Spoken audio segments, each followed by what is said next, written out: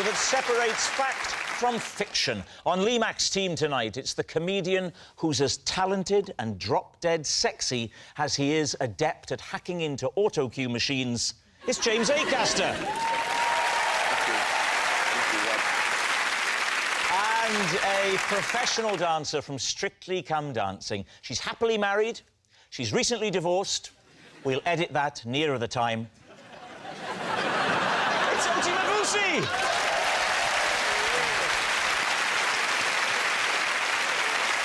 And on Daly Mitchell's team tonight, star of First Dates and one of France's finest maitre d's. I asked him what the soup du jour was, and he replied, soup of the day. It's Fred Sirieix. And an actress and reality star from Love Island. It's like Big Brother, but instead of a diary room, they have a swimming pool full of disinfectant. It's Dani Dyer.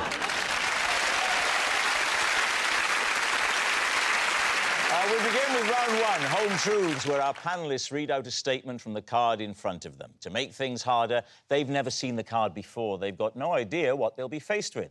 It's up to the opposing team to sort the fact from the fiction, and Dani is first tonight. Oh.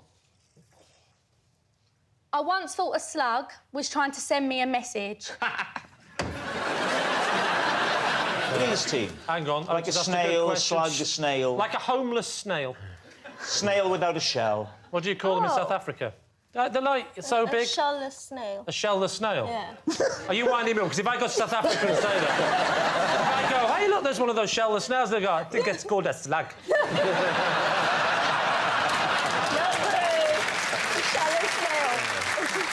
What was the message? So, I just thought slugs were like a bad aura. I come home one night and there was just a slug in the middle of my living room and I didn't know how he got there. Is it carpeted, your living room? Yeah, it's carpeted, but I've never seen a slug before in my house. And I come home after a few hours and he was just sitting in the middle of the living room. But why did you think he was trying to keep... When you say sitting... He was, honestly, he was looking at me. What was the message he was trying to give you? The message? You said he was trying to give you a message? Yeah, because I sort of Googled it. Right. What does it say? And what did it say? And it just said, well, certain things said, you know, it's like a bad aura. The slug had a Google page? No. There's a lot of things on Google. Oh, you don't have to tell me. Yeah. I've had Google all printed out and I'm working my way through it.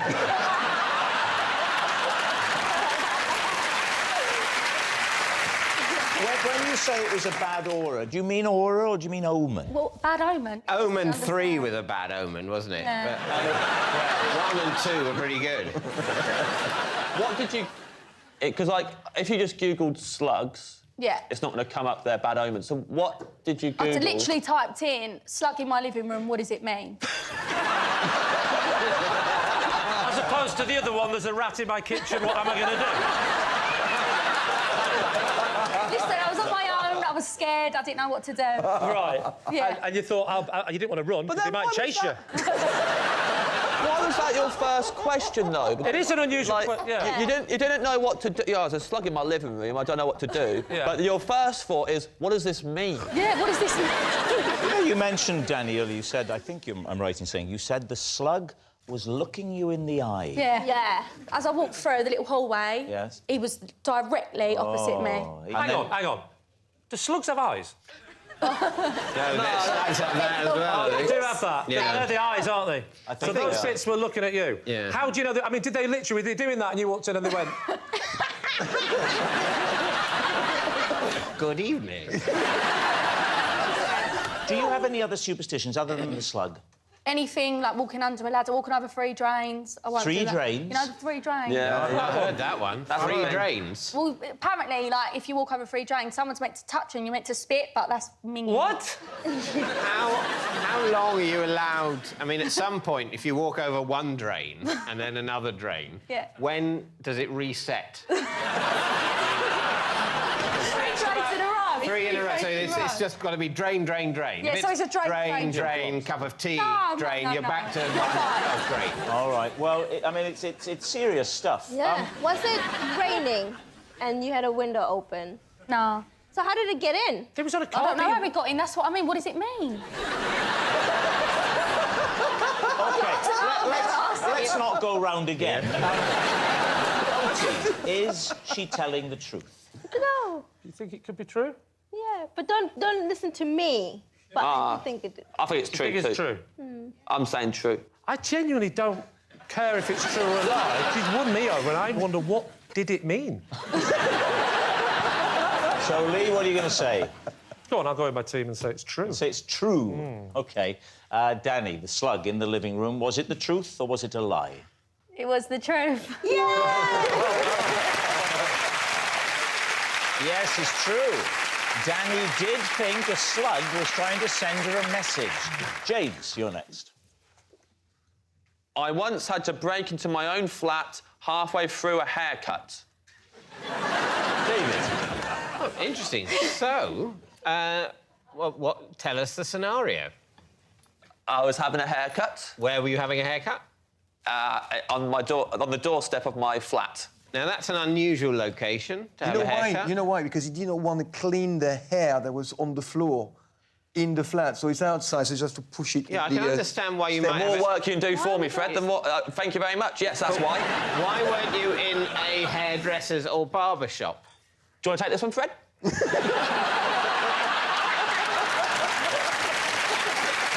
Appreciate that. Didn't have much money at the time, and my flatmate was pretty sure that she could cut my hair. She was pretty confident. But why outside? Because if you do it inside, you've got to sweep up all the hair. It's too messy. We thought if we did it outside, we wouldn't have to do that. But was there a plug? Huh? Was there a plug outside? Was it clippers, scissors? Oh, it was just scissors. That's all we had. So it was an acoustic, as it were. Yeah, it was an acoustic haircut, Yeah. unplugged session. What was the haircut? Well, it was meant to be something close to this, but as it got interrupted halfway through, so it ended up that it was short at the front, short at the back, and kind of like that at the side, like quite long. Like someone took a mullet and went like that. Yeah. So she wasn't trained as a hairdresser, In no way, shape, or form. and you did not mind that she was going to cut your hair. It was an adventure. Were you high? Was I? High? No, we were on the bottom of the flat. We were. I love that. Thank you, Lee. Thank you very much. They don't respect this kind of stuff, but I love that. Now, you said that you were interrupted. What was the interruption? Oh, well, we realised that we'd locked ourselves out the flat because a cat wanted to get in the front door. Asked each other, you got your keys? Neither of us had brought our keys out. Was it your cat? No, it wasn't our cat. It was just a cat wanted to get in the door, and we weren't going to be like, who you visiting? So this is not the door to your flat. This is the door to the block of flats. Yeah, we were outside, like outside. So which floor did you live in? I think we're the third floor. So how did you get up there? We asked some builders for a ladder. I asked them first, and they said no. And then my friend asked them, and they said yes. And at the time, I was all like, I was a bit stupid. And I was like, oh, they're just letting you because you're a girl. And then she pointed out, you've got half a haircut and no shoes on. Did you consider, when you noticed you've been locked out, Yes. did you consider finishing the haircut before trying to get back in? I had to be in central London quite soon for a gig. And my wallet and everything was in the flat. I wouldn't be able to travel there, so I needed to act now. I couldn't finish the haircut. Luckily, I'm a comic and I'm allowed to look silly. All right, what are you thinking? I don't think so. Why would you get somebody to cut your hair with scissors? I mean, if it was clippers and you had a haircut like me, I'd understand, but with scissors... I mean, it's got to be a lie. My team think it's a lie. I can see why they think it's a lie. You're And happy so to go with we're lie? happy to go with lie. OK. James, were you telling the truth or was it a lie? I was telling the truth.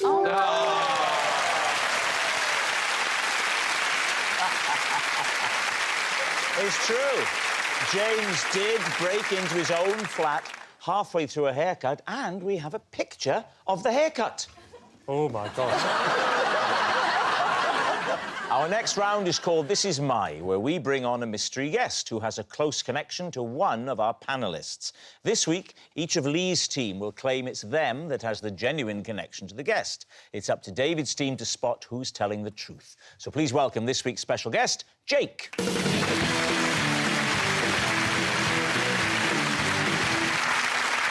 So, Oti, what is Jake to you? This is Jake, and on the German version of Strictly, I knocked his tooth out with a high kick.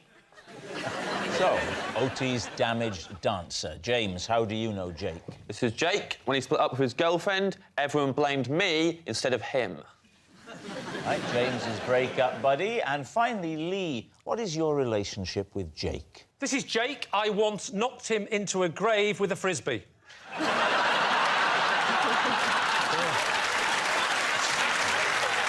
there we have it. Oti's damaged dancer, James's breakup buddy, or Lee's frisbeed friend. David's team, where to begin? OK, so why were you on German Strictly? Oh, so I live in Germany, and that's where the UK version found me.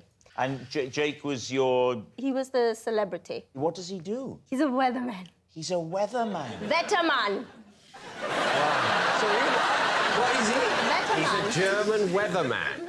But he's very talented because he's a weatherman. I mean, this is difficult to do. Well, and is he can dance. I have a lot of admiration for the weatherman and weatherwomen. Yeah. Yeah, but that's because all you're doing is showing people to tables. It probably looks really skillful.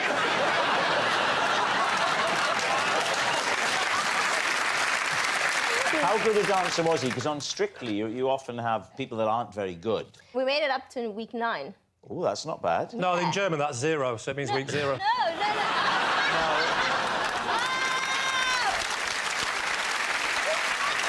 Nine means It's no. close enough, Rob. It's close enough as a joke. 9 does not mean 0. It means week no, OK? No, Just it let doesn't. it go. No, because the joke doesn't work. Well, I think you'll find that all us lot disagree.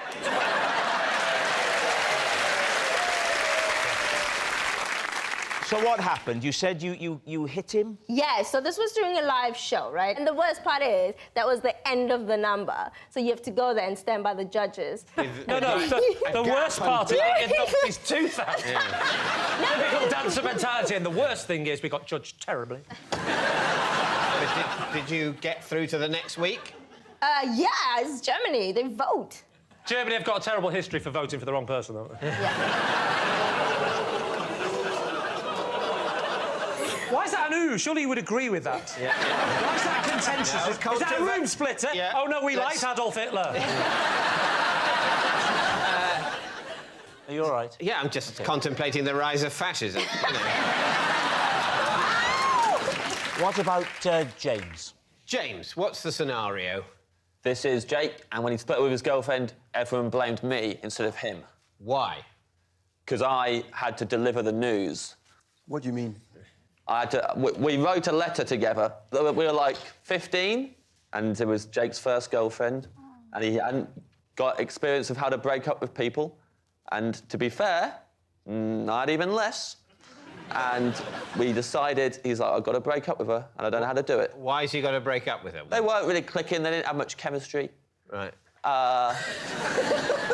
Did you write it together? Yeah, we wrote it together in a field. Do you remember that letter at all? It was, I remember it started off with, Dear Yvonne, this is the hardest letter I've ever had to write. Why were you in a field? We liked to go for a lot of walks, me and Jake. I can see what's happening here. Am I the only one that knows what's happening here?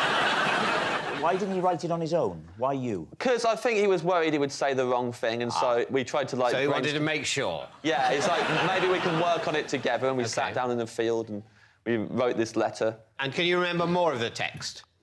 I know that it didn't really drop the bombshell until a little bit in, because I remember when I gave it to her, to begin with, she was very excited to receive a letter from Jake, and then she was going through... Did you stand there while she was reading the letter? Yeah. You stood there? Well, I just had that. So she was in my form. Yeah. So I had to go over to her table and go, oh, this is from Jake. And she was like, oh, Jake's given me a letter. And then all the girls on the table were like, yes! Why did you give it to in front of other people? I was 15 years old. You're a grown man.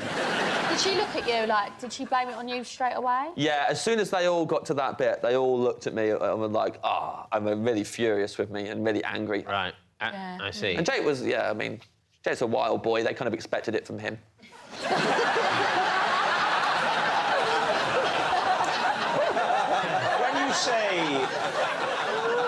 say wild, what exactly do you mean? He went through a phase when he used to jump in the school long jump pit naked. He played Mr. Hyde in a play and licked a girl's face. I was in a band with him. Really? Yeah, he was a keyboard player, but he couldn't play keyboard, so we turned it all the way down. Then we chucked him out the band and he smashed his keyboard up in the woods. He really is a wild man. All right. Now, what about Lee? So, Lee, what's this grave frisbee Just situation? remind us, Lee. This is Jake, and I once knocked him into a grave with a frisbee. So, how did that happen? Well, there was a frisbee, and it hit him, and he fell in the grave. I mean, what more do you need to know, David? Were you in a cemetery? I was just on the edge of a cemetery. I was on the other side of a wall of a cemetery. Mm-hmm. And so, what were you playing with? A friend? Kids? Yeah, I find frisbee on my own quite hard. I know what you're thinking of. You're thinking of this is Jake, and I once hit him with a boomerang, and he fell into a grave. So, who were you playing frisbee with? With my son. And how high was the wall of this cemetery? It was about... it's quite low. It was about 3 foot, 4 foot. Just a very, very low wall. In French? No, it was in the countryside in England. No, because 3 foot, 4 foot is what in French? I don't know. It is 4 foot. No, sorry, it's 4 foot. What was he doing in the cemetery? What was he doing? Yeah. He was actually the grave digger. Look at his face. Of course I'm telling the truth.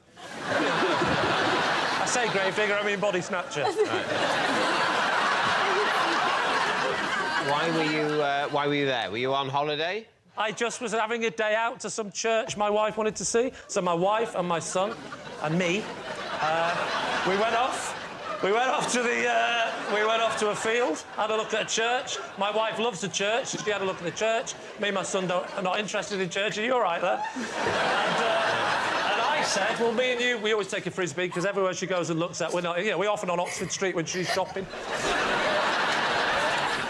So how did she find out about that particular church? She went on Google when she was looking about slugs.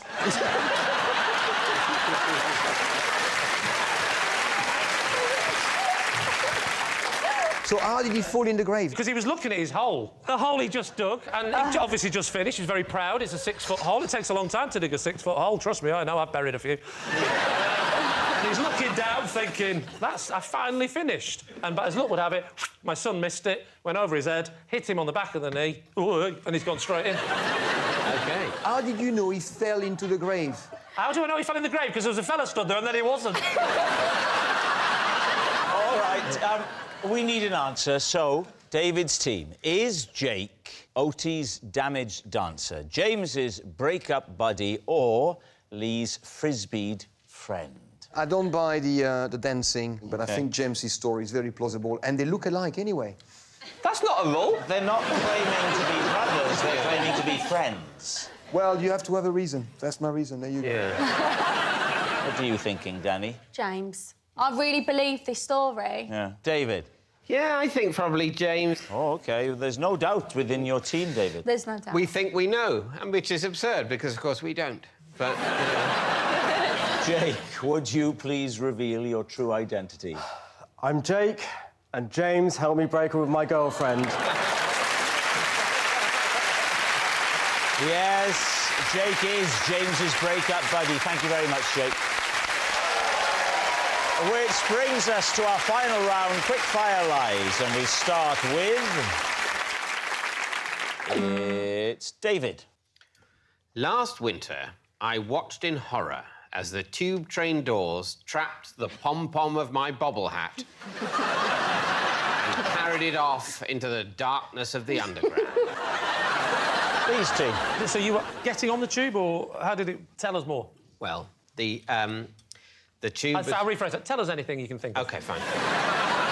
The London Tube Network opened in the 1860s. All right, I'll rephrase it. Specifically about this story. I was trying to get on a train. I was late, and I always run head forwards. Yeah, because it's the most aerodynamic way. Yes. I didn't want to miss this train because I'd have to wait 2 minutes for the next one. Right. So I was willing to take any sort of risk. Which door were you going to run through? The double door? The living room door. It was a double door, right. You know. I enjoyed him in Harry Potter. Double door. Oh, I see. Sorry. I'm there for you, Rob. I'm there for Thank you. backup. I thought I was having a stroke.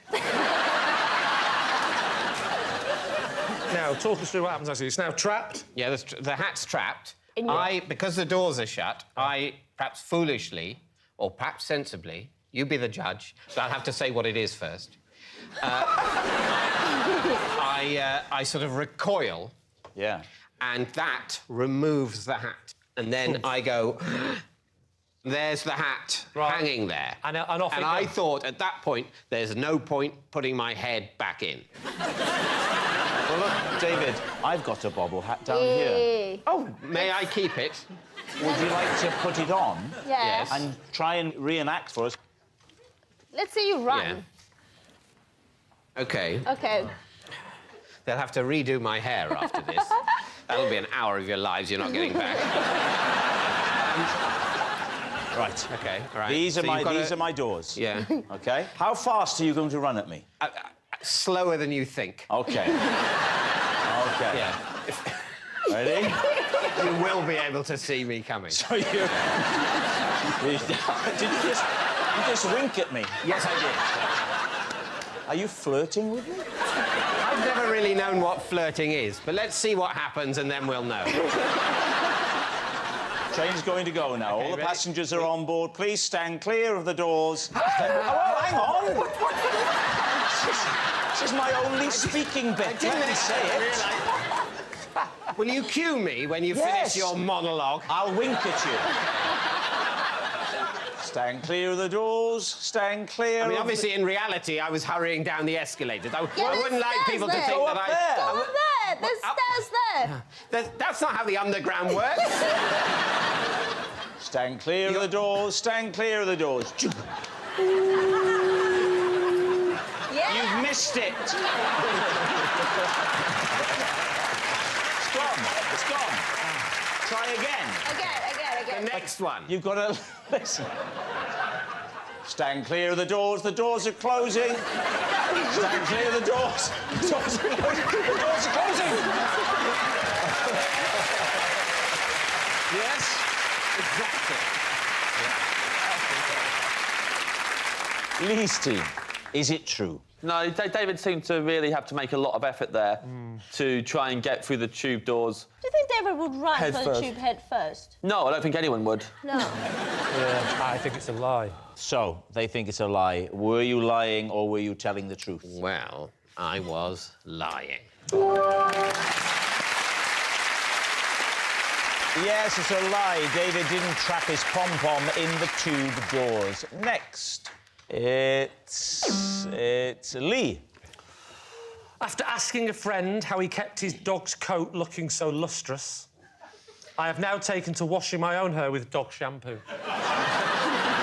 David's team. What was the breed of dog whose... Afghan hound. Lot of hair. Lot of hair, the Afghan hound. Lovely to see a lustrous Afghan hound. Yeah. And when did you start using this new shampoo? Sorry? When did you start to use Great this new having someone shampoo? with such a strong accent, you get thinking time. Sorry, I didn't quite catch that, Fred. Sorry? Quand est-ce que tu as commencé à utiliser ce nouveau shampoing? 5 years ago. 5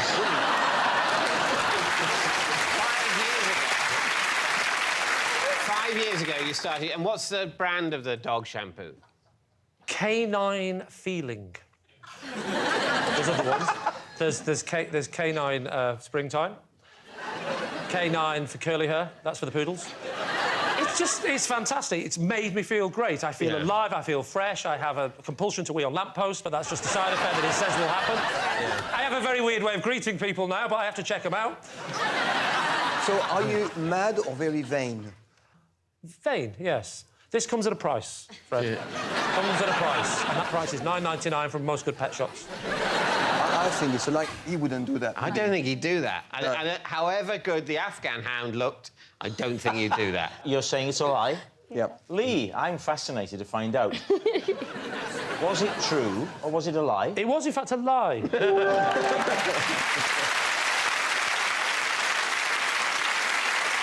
Next.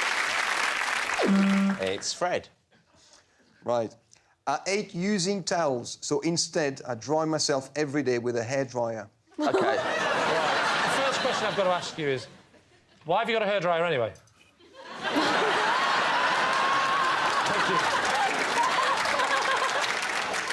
I have a hairdryer to specifically dry my body. And what is wrong with a towel?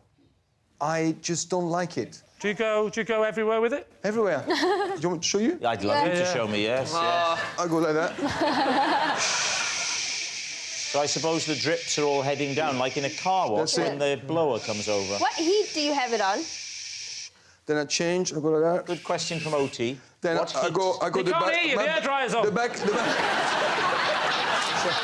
Fred, what Turn it off! He's asking you a question! Turn it off! Which What temperature heat? do you have the hairdryer on? I've got it quite hot. Oh, I that's like it some quite burn. hot. You have a feeling of dryness that you cannot get with a towel. Yeah. When I'm finished, I am so dry. And then what I do, I oil myself Oh. with coconut oil. Oh. Wow. And you do downstairs? Yeah, I've got to. It would be weird if that was the bit he missed. You cannot dry yourself like that with a towel. No. How do you- Well, I get really in the crevices with a towel. How do you But then dry you your... have to burn the towel. So, Lee, what's your team thinking? Oti, I think it's true. you think it's true? Yeah, I do think that's true, actually. I've dried myself with a hairdryer before. When you said it feels nice, it feels nice. I can imagine it might feel... I might give it a go. Because I think... OK. Jenny, there are areas where you sort of Yeah. feel, has it Yeah. ever been dry? David. David, I'm gonna... Really? As your friend, I'm gonna jump in here. Yeah. Yeah, go on. Should we say it's true? Yeah. We'll say It's true. OK, Fred, truth or lie? It's a lie. Yes, it's a lie. Fred doesn't dry himself with a hairdryer. I admitted to that. I said I did it. I thought, you said I did it because I thought, oh, there's another person who does it and I won't look weird. And now it's just me again. And that noise signals time is up. It's the end of the show. And I can reveal that it's a draw. Lee has 3 and David has 3. Thanks for watching. We'll see you next time. Good night.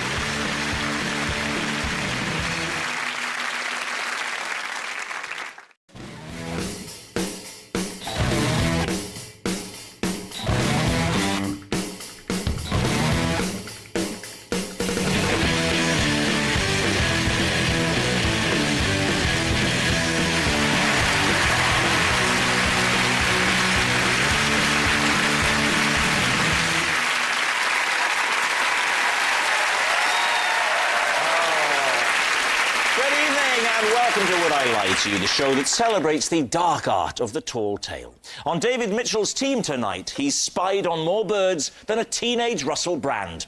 It's the comedian, naturalist and TV presenter Bill Oddie. And one of the country's best-loved comedians who's also had a #1 hit in the charts. Finally, someone I can relate to. It's Frank Skinner! And joining Lee Mack tonight, a comedian who used to have a job in a call centre. She says it wasn't that bad, but the daily 17-hour commute to Mumbai was knackering. Sarah Millican! And a comedian who trained as a chef but had to give it up when he realised he wasn't a rude, cantankerous arse. John Richardson! So we start with round one, Home Truths, where our panellists each read out a statement from the card in front of them. Now, to make things harder, they've never seen the card before, so they've no idea what they'll be faced with. And it's up to the opposing team to sort the truth from the lies. And Sarah Millican is first tonight. Sarah. OK. I once wet myself in a car and then blamed it on my friend's dog. David. Right. I mean, I'm willing to believe it. I'll say that at this point. Why did you wet yourself in a car? Because I needed a wee in a car. I've needed a wee in a car, but I've never weed in a car. I was once stuck in a very long line of traffic trying to get onto the Severn Bridge on the M4, and I let myself go in a 1-litre bottle of Volvic. I did that on the motorway, and my problem was I was really desperate, and I had a bottle of water, and I had to drink the water. My body was saying, no more water. So it was a terrible cyclical thing. No sooner I got it down, it was out again. I didn't want to draw attention to myself, because people might pull up either side, and I'd clearly, by my facial expression, be urinating at that. Oh, please show us that face.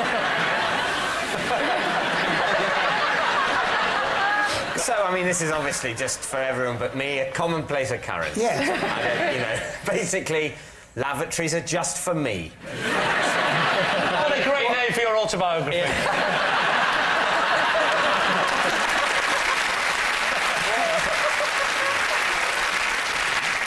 Who did you blame the dog to, if you see what I mean? To the mechanic when I took it in for a valet. So, whose car was it? My car. Your car. You peed in the car. Yeah. Were you in is there a good reason for that? Were you in a traffic jam after a large bottle of Evian? I was, well, just tap water, probably. Right. I've never been in a car with a tap, so, you know... It's a very posh car. All right. Yeah, I was stuck in it. It's so posh, it's plumbed in. Literally got gangs of people following it with pipes. Well, to be fair, if it was plumbed in, I'd have probably had a toilet in there as well. I've never done this, but is it conceivable... Because as a woman, you don't really have much control over where it's going. But as a man, is it conceivable you could aim it out of the window? You could, but the speed you were going at would mean it all came straight back into you. So when you got to this mechanic, what did you say? I mean, was the stain so clearly visible? No, it had sunk right in. Was he a bit confused that the dog was driving? No, because it wasn't on the driver's seat. You changed seats to Halloween. That is dangerous. You change seat in a traffic jam where you're in control of the vehicle. Yes. You can't buy class, can you? If I looked in a rear-view mirror, I'd think that passenger looks very, very content considering there's no one driving. So what are you thinking, David? What do you think, Frank? I just think Sarah is the kind of strong, independent woman who would step out of her car, stride to the hard shoulder, and just go, and then do it. Yeah. Bill, do you believe it? Yes, I think it happened. Well, you think it's true and you think it's a lie. So I have to decide, which I hate. I think it's true. I think it's true? Yeah. OK. So in that case, Sarah, truth or lie? It is, true.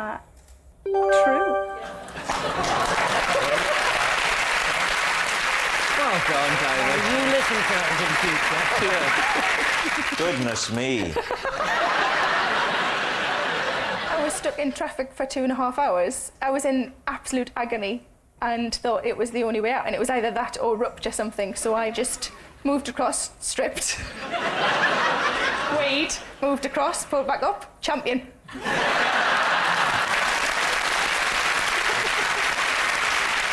Well, there we are. And if you've been affected by any of the issues raised on tonight's show... Frank. OK. I was once driven to A&E in an ice cream van. In place of a siren, the driver turned on the musical chimes. What happened to you that involved having to go to A&E? Well, I was playing rounders, and I ran in between bases, and I sort of went over on my ankle. And it was in Cornwall. Your ankle? Yes. That's how far out of place it went. Blimey!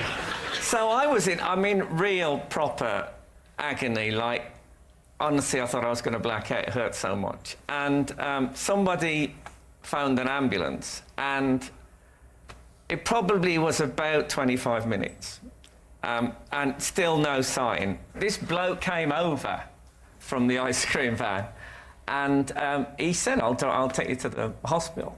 So they're trying to dial the emergency service. Perhaps instead of dialing 999, they press 99. It's easily done. So you've gone over on your ankle, yeah, and the ice cream man has seen you from a distance, hasn't Well, we he? didn't have a car. We all got the train down, so no one had a car with them. Right. So this bloke said, I'll give you... And I was just... The idea of getting to somewhere where they could just give me a painkilling injection would have been lovely. And presumably you didn't get the siren going straight away? No, it wasn't the siren. It was green sleeves. Well, green sleeves, but... Did you, like, give him some money for lost trade? Oh, no. John, when you've been a celebrity a bit longer, you'll realise that money is no longer relevant.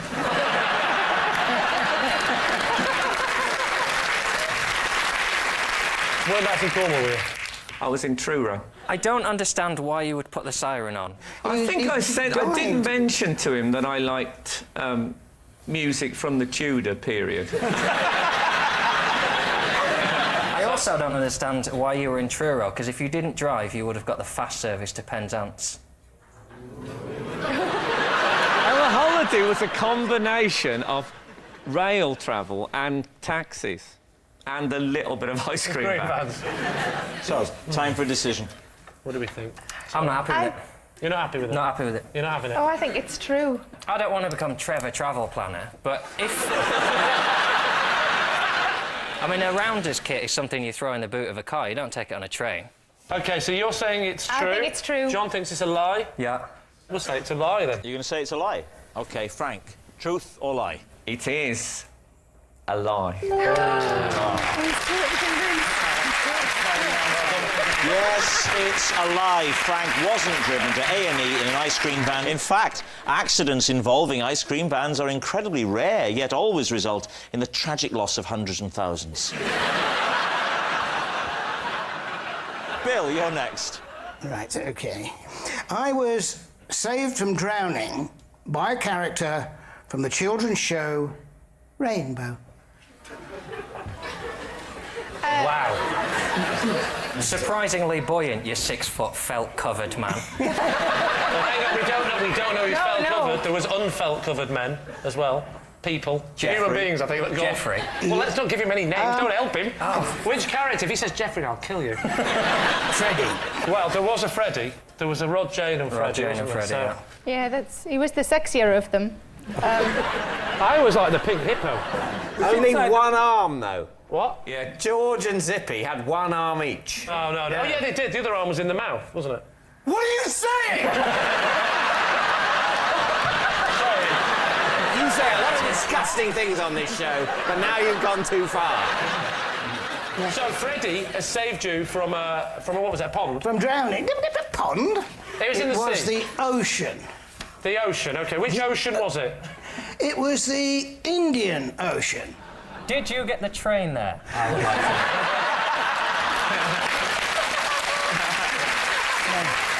Now, the question I want to know is Fred from Rhod, Jane and Freddie, is he on holiday with you, or is this an unbelievable coincidence?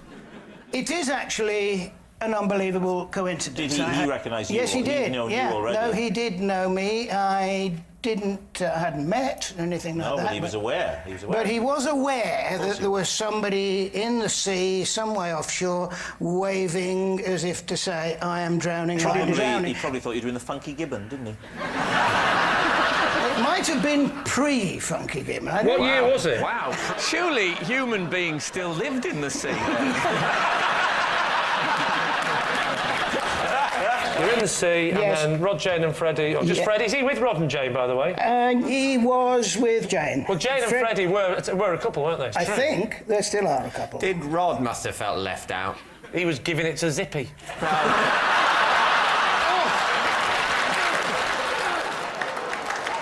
Did he cup you in the traditional... No, he didn't cut me. I don't mean... Oh, no. Yes. Well, I'm not suggesting he'd arrive before I save you. So I got pulled in backwards, yes, on my back. Onto the shore. Yes, back to the shore, and it was Well, about... how's he going to be back to the shore? He's not going to take him further out. He might have been intercepted by a lifeboat.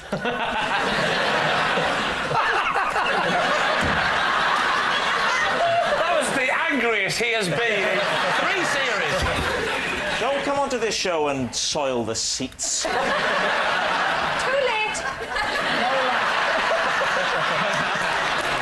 So, Bill, he gets you back to the shore. Was that the end of it? We then exchanged pleasantries and said, you know, what the hell are you doing here? They were on holiday, we were on holiday. Total coincidence. My query would be this, and it's not train-related, right? If no one else but Freddie was around, how did you not know you were on holiday with Freddie? It was a very small island. I'll name drop it now. In the Seychelles. Ooh, bit of class.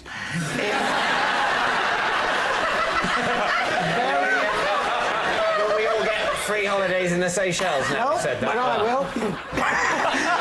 I also think the Seychelles sound nice. I've always adored the island of Mauritius. Does anybody watching from Alton Towers? OK, Lee, time for your decision. What is your laser-like mind telling you? Me? It's a lie. Do you? Yeah, I think it's a lie, because I don't remember any episodes of Rainbow that had Freddie swimming in them, so I'm not sure he could. I think it's true, but I just have this really sad image Listen, of I've lots of got other it. people watching you drown. Lots of people. Bloody get him in. OK, John says it's true. Sarah says it's a lie. I'm going to say it's true. OK. Very well, the answer is... It's true. No way. Yes, it's true. Bill was saved from drowning by Freddie from Rainbow. Our next round is called This Is My, where we bring on a mystery guest who has a close connection to one of our panellists. This week, each of Lee's team will claim it's them that has the genuine connection to the guest, and it's up to David's team to spot who's telling the truth. So please welcome this week's special guest, Kathy.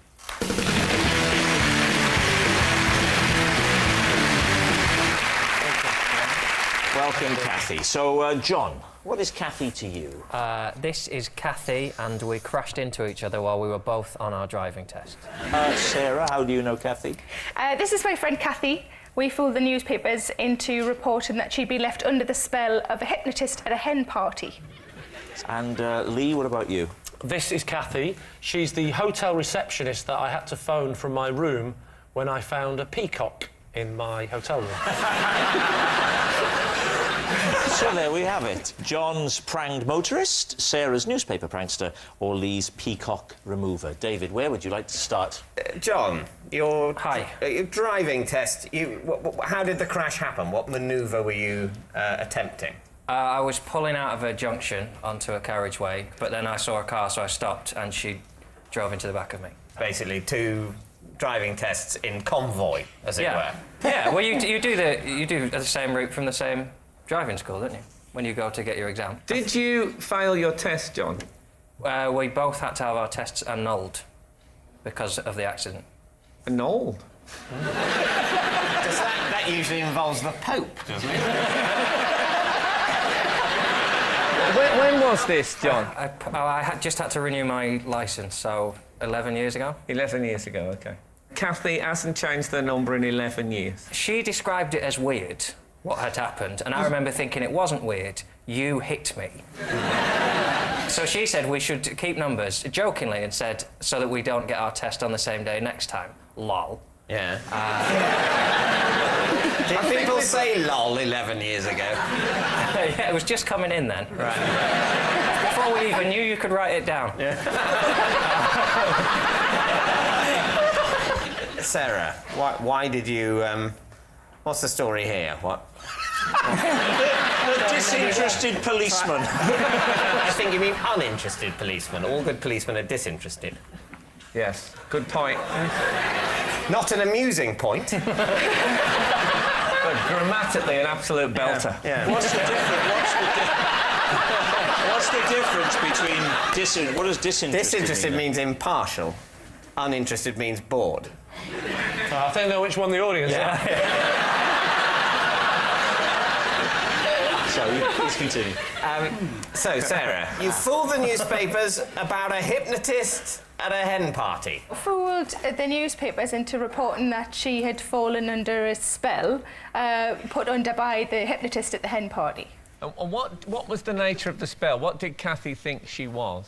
Every now and again she would just burst into song as Madonna. So how did you then fool the paper? Did you just phone them up? Just phoned them up and told them, and... They printed it. they came out and did a photo shoot, the local paper. Did it end up in any national papers? Yeah, it ended up in most of the national papers. Seriously? Most? Yep. Was Kathy photographed? Was she in the paper looking Madonna-esque? Yes, she was. David, are you satisfied with your witness? Would you like to move on? So what about Lee? You found a peacock in your hotel bedroom. Yes, I found a peacock in my hotel room. Yeah. Did they have ornamental grounds? They had some sort of ornamental grounds to a degree. They definitely had peacocks. Did you hear the peacock? I woke up in the morning. It was ground floor, and you know, like most blokes who sleep on their own hotels, it can get a bit whiffy, all right? So I opened the French doors that were in the room. I opened the French doors. So I go into the swimming pool, which is very near my room. I come back with the dressing gown on. I walk in, and there's a peacock in my room. Yeah, did he do the thing with his tail? He saw me, and he sort of went like that, and I think his tail went up a little bit, and then he sort of ran around a bit, and then he sort of got a bit flustered, and I tried to waft him out the door. Yeah. I was a bit panicking, because I know a peacock doesn't sound very threatening, but it's one of those things that in your room suddenly becomes terrifying. So, now you've tried to waft the peacock out, and then you ring reception, Kathy answers. Yes. What do you say? I said, this is a bit weird, but there's a peacock in my room. And she said, oh, yeah. They do that a lot, believe it or not. Right. And she came round. She sort of just literally sort of was more assertive than me. She wafted it with a bit more gumption. Can you stop saying waft? It was a bit more masculine than that. I said waft once and you haven't let it go, have you? She used the pillow, made a few noises, and the peacock went out. The peacock went out and then she even shut the doors for me. I was like, I could have done that. It was a takeover bid by the peacocks to distract Kathy. When she got back to reception, 50 peacocks there. This is our hotel now. I just think...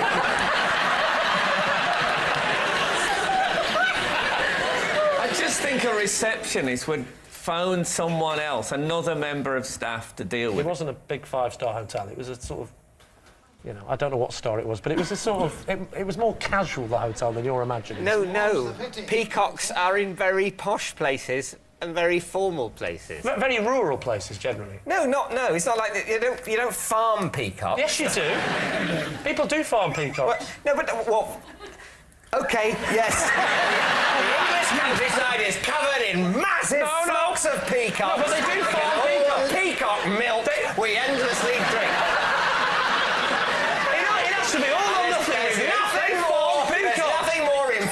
And laid back and basically hippie-ish than those hotels with peacocks milling around in and out of the rooms, and the occasional panicky comedian won't join in, won't pal up with the peacock. Say it, go on, I know you want to say it. Tries to waft the peacock. And the only member of staff in the hotel has to come and make noises with the pillow. Do you know what? And apologise to the peacock later and say, we won't let him stay here again. He's all stuck up. So, we need an answer. David's team. Is Kathy John's unfortunate learner driver, Sarah's hypnotised hoaxer, or Lee's receptionist to the rescue? Well, you see, if we take Kathy, though, as the core of this whole thing... Yeah. I think Kathy looks too alternative and cool to work in a small, anonymous hotel. Do you know what I'd say to that, Frank? Have you ever noticed sometimes you're talking to the receptionist at a hotel and they seem one thing, and you see them in the local pub later that night, and they can be quite punky.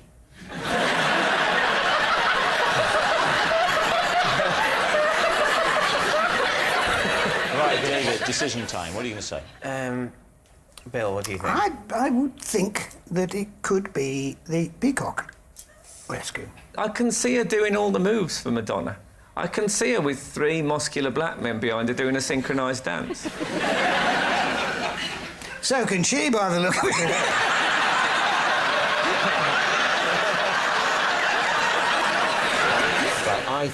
I think it's Sarah's. I think it's a local paper scam. The local, that's what you're going for? Yeah. OK. Kathy, would you please reveal your true identity? Hi, I'm Kathy, and together, Sarah and I fooled the local papers with our fake hypnotism story.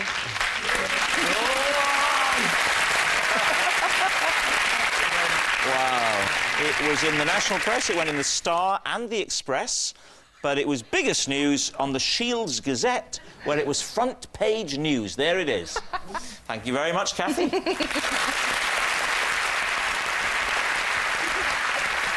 Which brings us to our final round, Quickfire Lies, in which our panellists lie not only through their teeth but against the clock. First off is... it's Lee. When I'm at home, I amuse myself by shaving only half my face and doing that thing where you have a conversation between 2 people.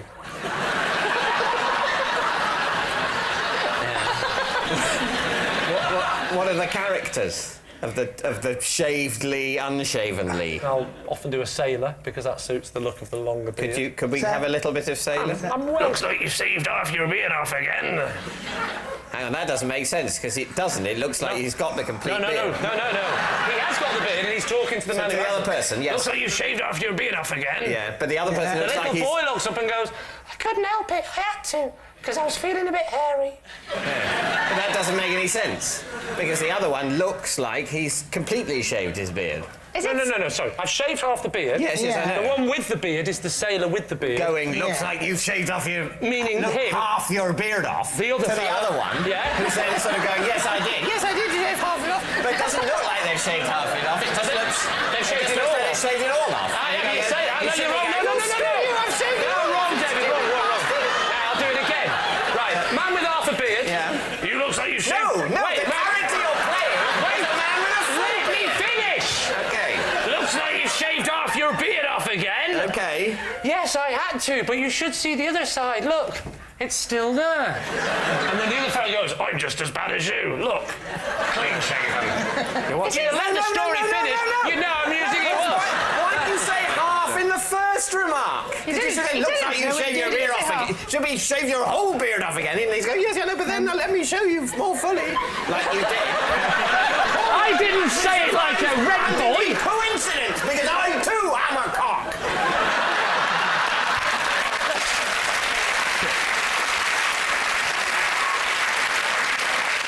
Do you know what? The kids just laugh and clap. Right, David, time for a decision. Well, we think it's a lie, don't we? I think so, yes. Yeah. Definitely a lie. Saying it's a lie. OK. Lee, is it the truth or were you telling a lie? It is, in fact, true.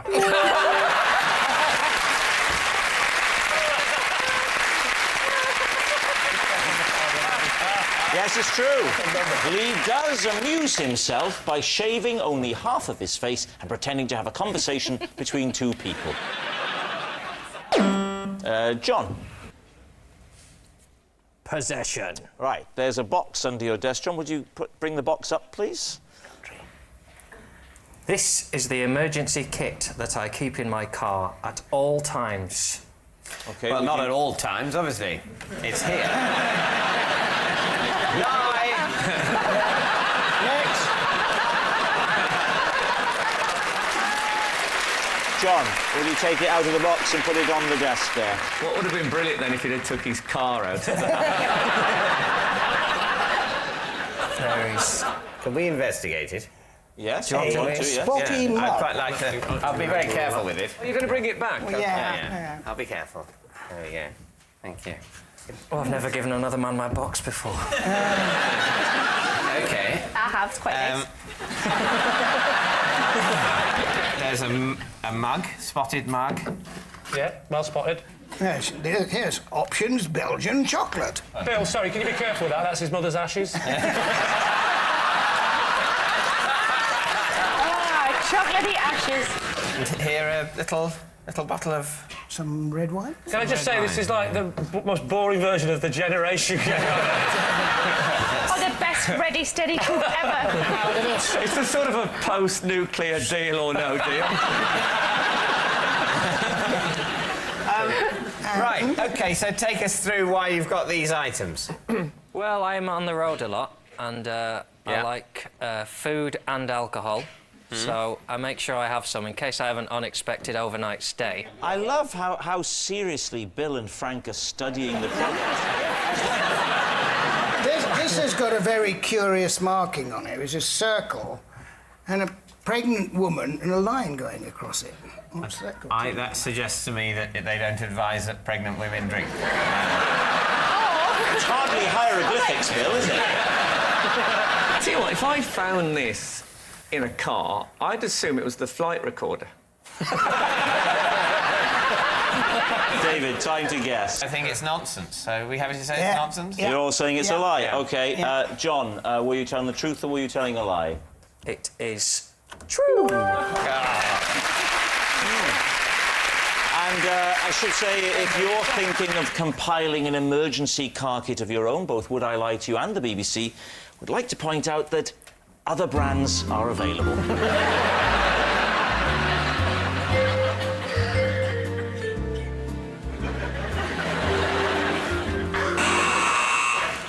that noise signals time is up and it's the end of the show, and I can reveal that tonight's winners by a massive 7 points to 3, Lee's team.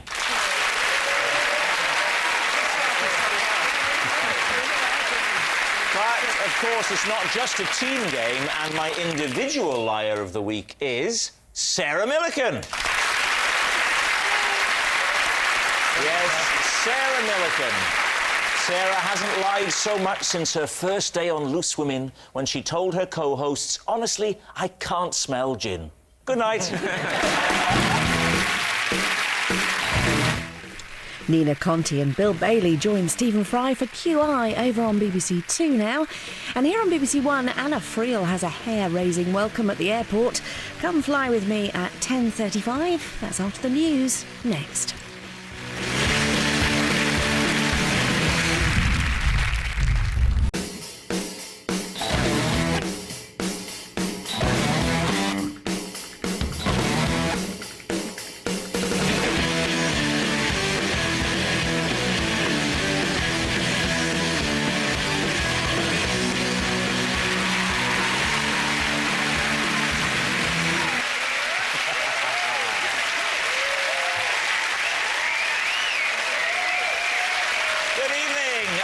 Welcome to Would I Lie to You, the show teeming with tall tales and tantalising truths. On David Mitchell's team tonight, a comedian who once starred in a programme to find the world's most dangerous road.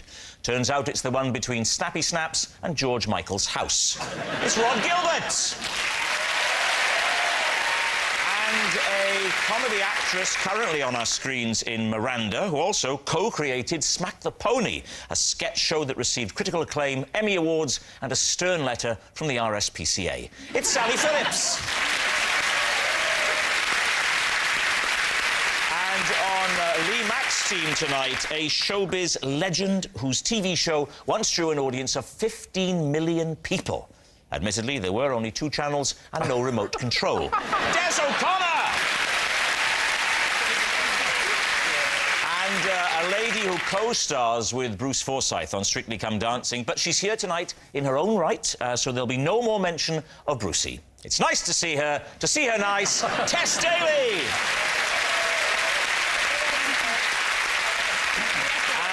So to round 1, Home Truths, where our panellists each read out a statement from the card in front of them. To make things harder, they've never seen the card before, so they've no idea what they'll be faced with, and it's up to the opposing team to sort the fact from the fiction.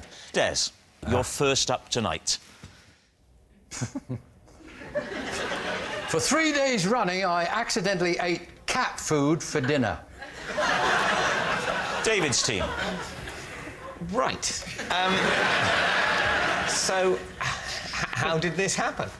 It was an accident. Yes. But it happened for 3 days, so we're looking at 9 meals. I didn't eat every meal.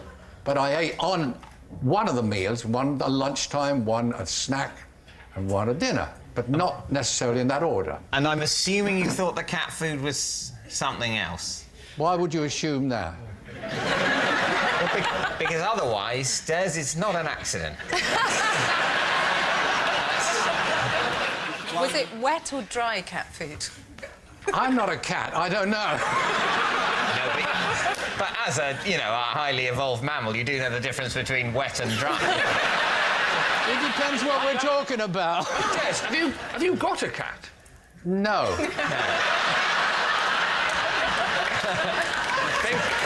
There's a chink in this, isn't it? There's a little chink in this. I would point out that this didn't happen at home, obviously. Oh, I see. Right. Where did it happen?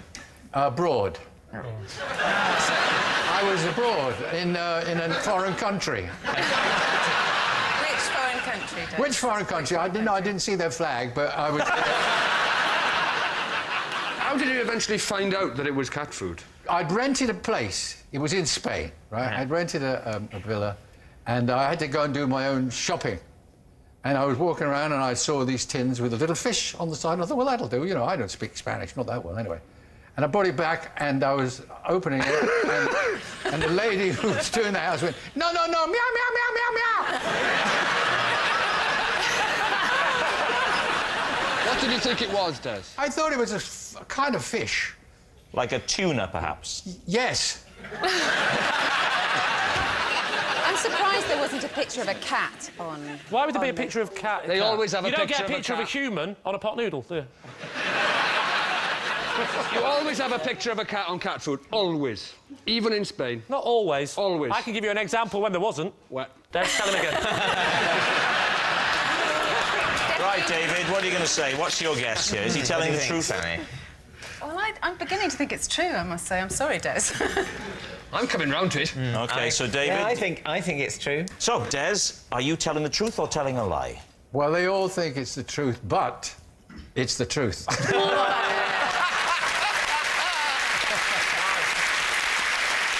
Yes, it's true. Des did accidentally eat cat food for dinner for 3 days running. It was his cleaner who first noticed something was wrong, namely that Des was licking himself clean in front of the fire and going to the toilet in a tray. Now, Rhod Gilbert, you're next. I cannot go on airport travellators. The one and only time I did, I got so freaked out by how superhumanly fast I was walking, I had to be taken to the sick bay to calm down. Lee, what do you think?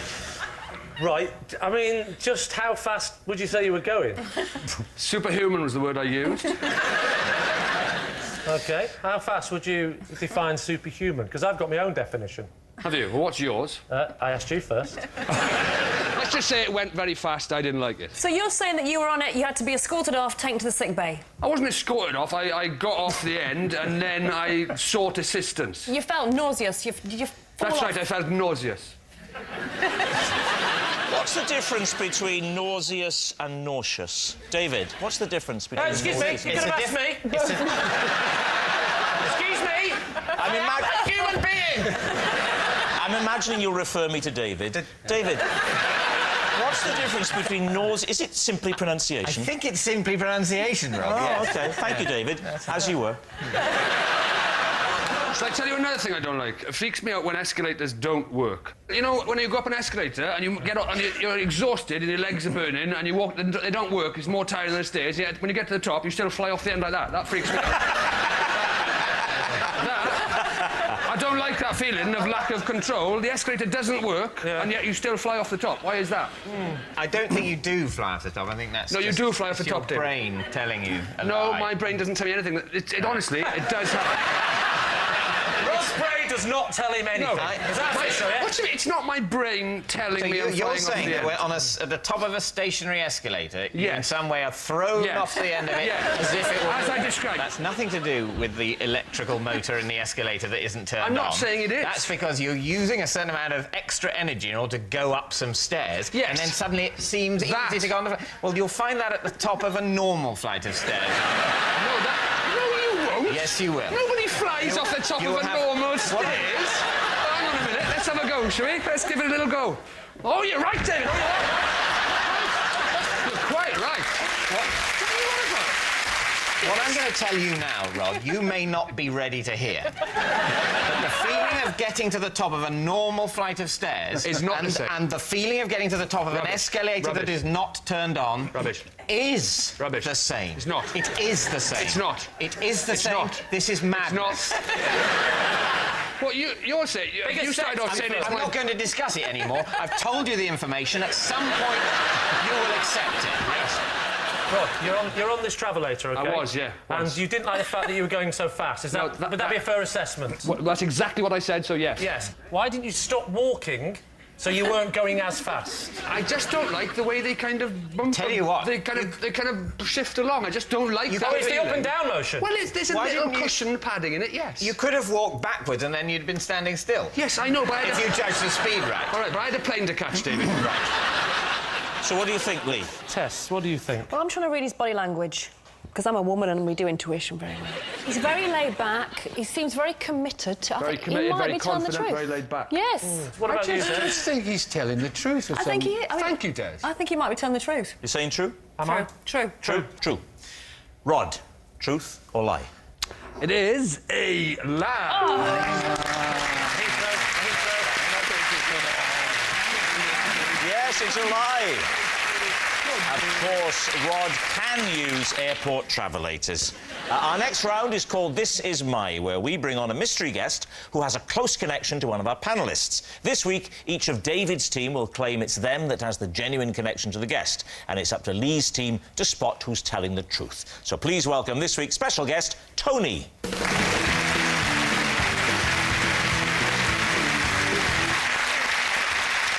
Welcome, Tony. Rhod, what is Tony to you? This is Tony, and for 5 years he was my badminton doubles partner. Right. Sally, what is your relationship with Tony? This is my uncle Tony, and last year I asked to have a go on his mobility scooter, and I drove it into a pond and wrote it off. Right. Finally, David, how do you know Tony? This is Tony, and when I was little, he used to help me get to sleep by telling me bedtime stories about the war. Isn't that lovely? There we are. So, Rhod's badminton buddy, Sally's scooterless uncle, or David's bedtime storyteller. Lee, before you start asking, I'm going to bring a chair on for you, and you can have a lovely sit down there. There we are. You relax there. Lee. Sally, does he use the mobility scooter a lot? Quite a lot. He's had 2 hip replacements. So he can get by without the fact that he walked on fine tonight. Yeah, is... sure. He can get by. I don't think they're just for old people. You know, I've got a bath with a door. I think it's nice. That was more a DIY mishap, though, wasn't it? No, I think it's nice. Just open the door, step in, wait for 19 or 20 minutes while it slowly fills up in the freezing cold. I think it's lovely. Why did you take the mobility scooter in the first place? Because I was going to play a psychopath in a film, or a psychopath on a mobility scooter. And I said, can I have a go? Because I can't drive a car. Sally, how far did you drive before you went into the pond? What was the distance? I didn't know I had it in reverse.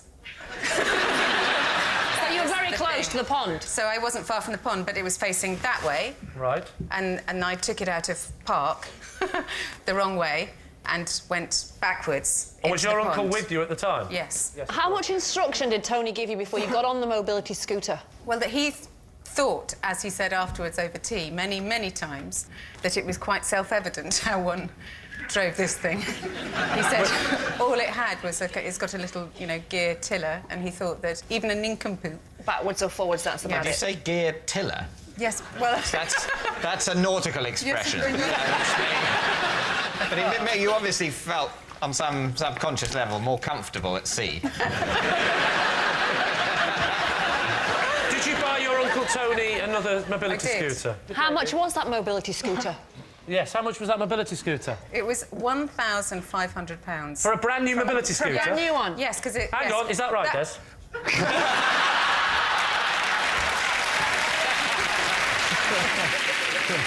Let's move on to Rhod. How long ago were they that you were playing badminton as doubles? That we were doubles partners? Yes. How many years 10, ago? 15 years. You were... And when did this end? When did this end? We had to stop because I was getting on a bit. And how did your partnership begin? Well, we played for the same club. What was the club called? It was in West London. West London, go on. Yeah, You can't remember the name of the club? It was called Old Actonians. Old Actonians Badminton Club? Well, yes. Did you wear the full gear, short shorts and, you know, looking... No, I wore a miner's helmet and he wore a frogman's outfit. Of course we did, Tess. Did you ever win anything yourself and Tony? We won a lot, yeah. And why did you come about playing together then? Why didn't you go for someone, no disrespect to Tony, why didn't you go for someone a bit Because more... we complimented each other's game. When you say you complimented each other's game, you went, you're good, so are you. Come on. Out of you two badminton players, Rhod, who would you say was the better? Tony was a much better player than me. Tony played for England. This started out, we were just knocking around in a West London club. Now, he is the Rafael Nadal of badminton. Why, if he played for England, and he was so good, why is he choosing you to partner him? I think it would be fair, and Tony wouldn't mind me saying that when I played with him, he'd have been probably in his, I think he was in his early 70s. Whoa, when you were playing with him? When I was playing with him, yeah. OK. The prime age for badminton, particularly international level. OK, David, what's your connection with Tony? What's your He lived next door when I was little. And he read your bedtime stories? He would occasionally babysit for me and my brother, and... It's feasible. Made up, or was this was just his stories from the war? Not out of a book, but ostensibly true. Did he ever just shout them through the wall? Surrounded by Germans, and so, basically... I'm trying to get to sleep. I don't care! How old were you? I think I would have been... 23. I think it's around the time I was sort of 5, 6, 7, that sort of... It could happen. I had another neighbour who would sing me nursery rhymes and bounce me on the knee and... Am I the only one who had parents? Yeah. What's going on here? I think perhaps what it was, Lee, with you, is that your parents found it very hard to find any other adult who was willing to take sole responsibility for you. Now, let me ask you this. Would Tony ever come round not for babysitting, but just to tell you some of these stories? Or would it only happen when he was babysitting? I think it started when he was babysitting, but he'd come round quite a bit anyway with my parents. David, you just did an upwards inflection. I've never heard you do that before. That's so not like you. Right. Sometimes he would come round anyway. What's happened to you? I'm on national television. I'm getting a bit defensive about talking about my abuse-ridden childhood. That's all it is. Of all the war stories that he told you that helped you go to sleep, what would you say was your favourite? Well, I think the thing that I found most interesting was the story Tony told about his mother, who during the war worked in the library in Oxford. This is the interesting one. And what she had to do was they had to compile and analyse and place photographs of the Japanese coastline. I'd say what, it's getting better. Carry on. In preparation for an invasion of Japan. And you said, thank you, as a 5-year-old, I mean, that's very interesting. No, because by the end of the story, I was asleep. It's time for an answer, Lee. So, is Tony... I'm still trying to get the idea in my head of just passing David's door and hearing a man in cycling. I mean, obviously, with the coastal line off Tokyo, it's very hard to determine whether we should have a land invasion or by... oh, you're asleep. Oh, OK. Nighty-night. Sleep tight. Don't let the Japanese invade. I think, Rhod, we can discount. There were too many flaws. I agree with you. I think it's one of the other two. And I've got a horrible feeling that it's David in the middle there. I know which one David is. All right, what about the mobility scooter with Sally? Have you ever taken your driving test? No, I've never even taken it. What? Never learned to drive.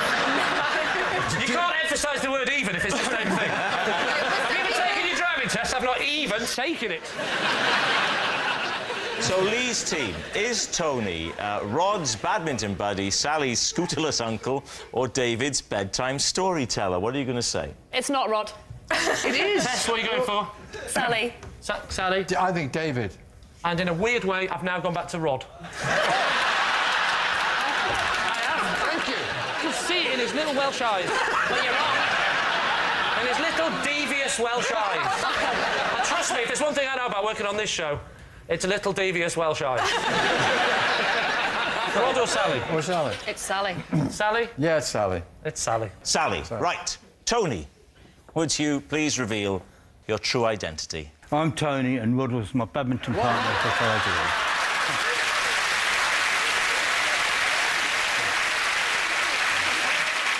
Yes, Tony was Rhod's badminton doubles partner. Tony, thank you very much. Well, thank you.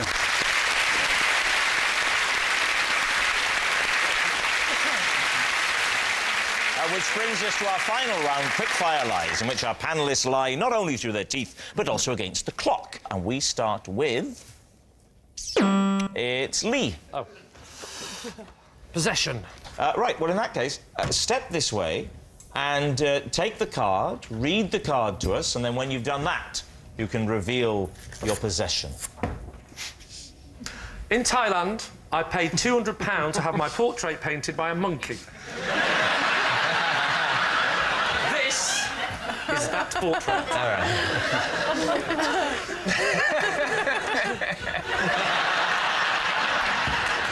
Can I give you that? David, what do you think? There you go. Treasure it. What colour shirt were you wearing? You probably want to ask less what colour shirt I was wearing and what colours were available to the monkey at the time. You don't particularly remember it being green? No, and I don't remember having 4 green ears either. What colours were available to the monkey? Blue, red, green, and its own excrement. That's my face! Can I just say, I was recently at a zoo where I was painting with chimps. In the North Wales, in the Colwyn Bay Mountain Zoo in Wales, and I tried to get them to paint stuff, and there's no way that they would have done that well. I'm not being racist, but that's your Welsh chimp. That's all I'm saying. How big was the chimp? Well, let me remember now. He was sort of like this.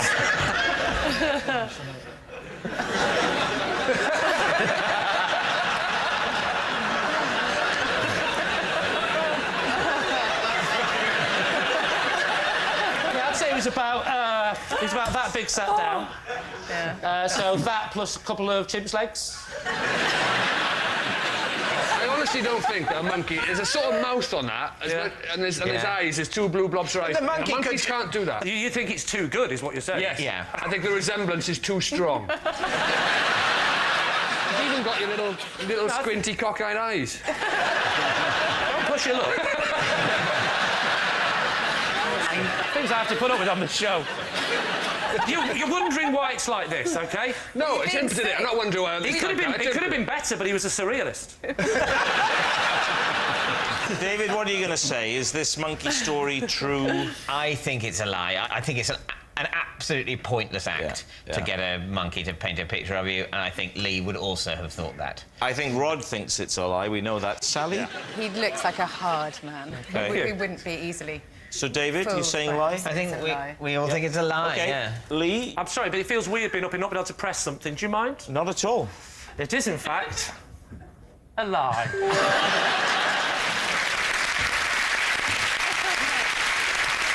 Yes. What a surprise. It was a lie. Lee didn't... It's a lie. How am I supposed to sell that as a truth? Do you know what? I'm glad it's not mine. How am I supposed to have a chance? My 4-year-old son is watching. Thanks for doing it, and I'll fix it, and I'll bring it home. And tell him I want me 200 quid back on that monkey suit. Yes, it was, of course, a lie. Lee didn't pay £200 to have his portrait painted by a monkey in Thailand. I mean, why would a dumb, hairy beast who spends all day throwing his feces at the wall and scratching his bottom want a portrait from a monkey? And next... It's Sally. Out loud, Sally.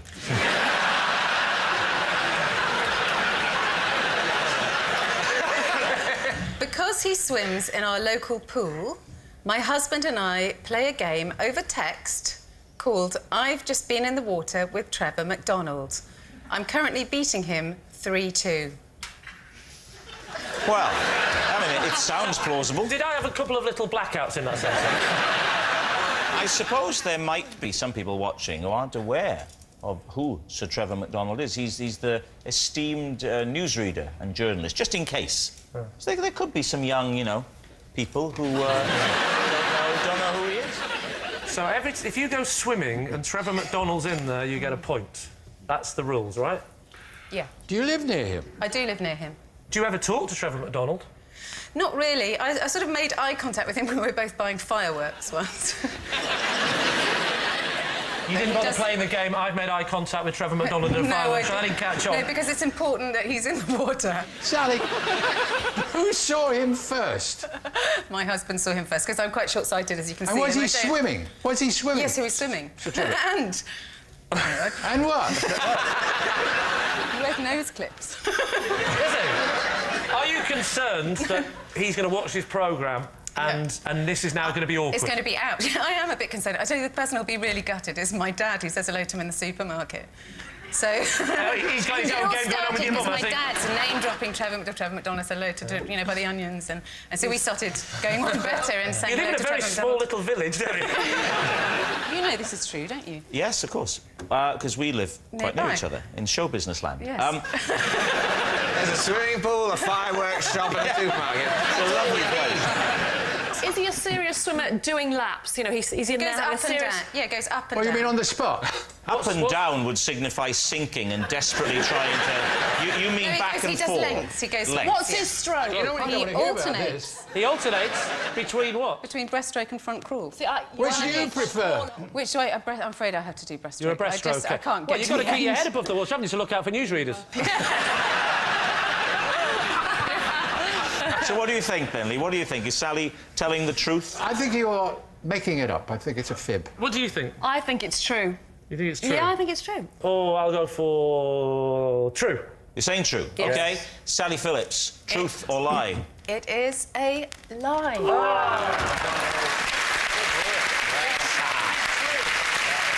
Yes, it's a lie. Sally and her husband don't play a game over the text called I've Just Been in the Water with Trevor McDonald. Next. It's David. On a wall in my flat, there is a mysterious red switch. I have no idea what it does because I have never pressed it and refuse to do so. Right, mysterious red switches. Lee. Where's the switch? It's on the wall. Sort of, not directly, but slightly behind the television. Haven't you just had to be tempted to touch it? See what it does? It's not that distracting. It's, you know, it's bright red. I'd say it's about maybe 3/4 of an inch or an inch wide. It sounds like one of those cooker switches, doesn't it? It's a bit like that sort of switch. It's sort of cocked up in a sort of inviting way that you might want to give a tweak so to. it's in an upward position. You'd have to flick it down. Exactly. Oh, that's always more scary, isn't it? Yeah. Is your house... If it were down, I'd assume that whatever it does was happening. Right, and I'd be afraid to turn it off. That would be because awful. I might need it. You know, it might turn the oxygen off. You've never gone near it. You've never touched it. Gone near it. But you've never been I've gone very near it. I don't live in a very large flat. I can't cordon off a whole area of the living room just because of the proximity of a mysterious switch. I need that space. How long have you been in your flat and ignored this switch? Well, I've moved into the flat about 11 years ago. That's a long time to ignore a switch. But sometimes I do other things. It's not just been solidly ignoring the switch 24 hours a day. How is your granddad's dialysis machine going at the moment? So, Lee, what are you going to say? This mysterious switch, is it true? I started believing it because I thought, yeah, you do have those switches in your house and you don't know what they're for. I've got them. But you'd have to flick the switch, wouldn't you? Oh, I'd have to flick the switch. I would be flicking that switch. You can't not fiddle, can you? Just, it's there, you've got to play with it. Yes, well, you know... I remember seeing an episode of this show when David talked about his bedroom door, didn't have a door handle on it. He had to claw his door open every single time he opened his bedroom door. Yeah. So therefore, he's not going to bother about a switch. He's No, he lives in a slum, He's going to doesn't he? leave the... Yeah, basically, yes, he does. He lives in a slum. So I say it's true. If they paid proper repeat fees on Dave, it would be different.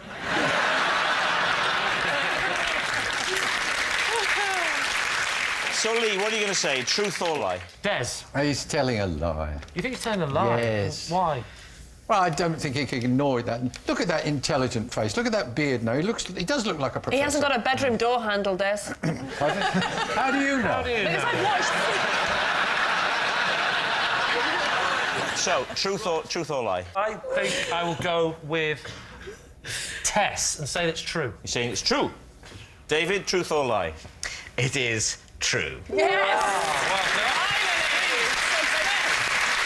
it's true. David does have a mysterious red switch on the wall of his flat which he's never pressed. Oh, and that sound signals time is up, and it's the end of the show, and I can reveal that David's team have won by 5 points to 1. But it's not just a team game, and my individual liar of the week this week is Sally Phillips. Yes, Sally Phillips, who's given us more barefaced cheek than a leapfrog competition at a nudist colony. Good night. Love him or loathe him, Jeremy Clarkson joins Ian and Paul to guest host Have I Got News For You in just a moment. Then the race is on for Lee Mack to prove he's telling the truth again. And this time, it's not going out. It's 9:30.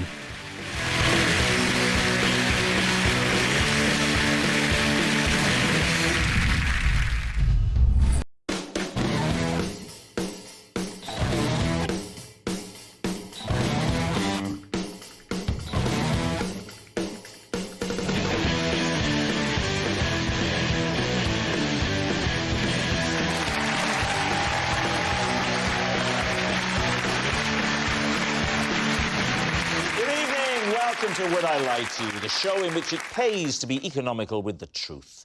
On Lee Mack's team tonight, a comedian who started out as a nurse and now hosts Bake Off Extra Slice. So her career has covered everything from soggy bottoms to soggy bottoms. It's Jo Brand.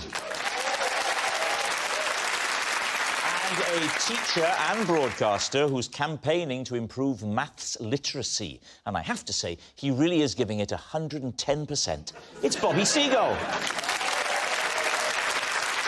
On David Mitchell's team tonight, a star of The In-Betweeners, where he played a socially awkward loser who was terrible at talking to women. I assume David is suing for copyright infringement. It's Jo Thomas. And... now, I am going to be super nice to her. She's got an Olympic gold medal for hitting balls with a stick. It's hockey player turned TV presenter Sam Quek.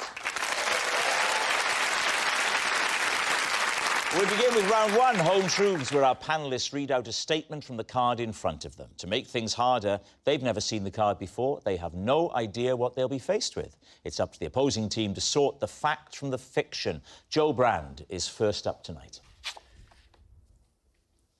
My husband and I have agreed that the hour between 7 and 8 p.m. is the only time we're allowed to gripe about our various aches and pains.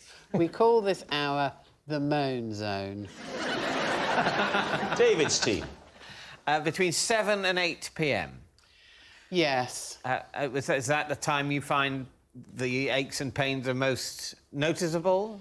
No, it's because it's when the one show's on. What specific aches and pains, Jo? Because I will say you've been rather sprightly this evening. Don't be patronising, Rhod. You did say that like you were playing Monopoly with your grandmother. So, what are the aches and pains, Jo? Well, I've got a bad knee. I've got a bad knee, actually, as well. Have you? Yeah. What's the cause of your bad knee? I don't... life, you know. Oh, life, OK. The inferior design technique of the creator, should there be one. Anyway, this isn't about me. Jo, what happens if you moan outside of those hours? Like, do you have, like, a moan jar where you...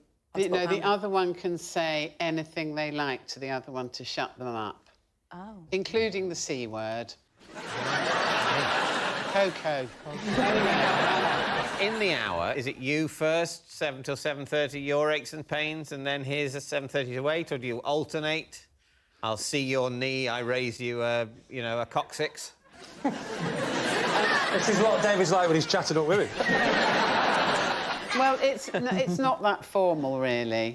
Is this ringing any bells with you, Lee? I mean, in your household? I would like to get to that age where you can do the chur where you press the button and it helps you up. Oh, that's nice. Then, you know what I mean? I tell you what, this is going to steal all those younger viewers back from Netflix, isn't it? How old are you, Bobby? I'm a prime number. One more than a square number, but it's a prime number. Oh, in that case, you are... Wait, I've got this. You are 36. Yes. Oh, you are a prime number? I am a prime number, yeah. 37. Yeah. There we go. Yeah. Yes. I mean... 10 points Gryffindor. Thank you. Joe can't believe that Lee has got the applause when she said 37 6 times. 37. We get clever students, we know they've got it correct. Like, in Parents' Evening, I would say Joe's doing really well, but sometimes students like Lee, we've got to encourage them in the lesson. Oh, I like you, Bobby. All right, so what do we think? Joe, what are you thinking about this? Well, it sounds true to me. I mean, I think it's a bit weird that we wouldn't believe other people. Yeah. Right, we may be having a bit of a problem here this evening. OK. Sam, what about you? I quite like it. It's very constructive.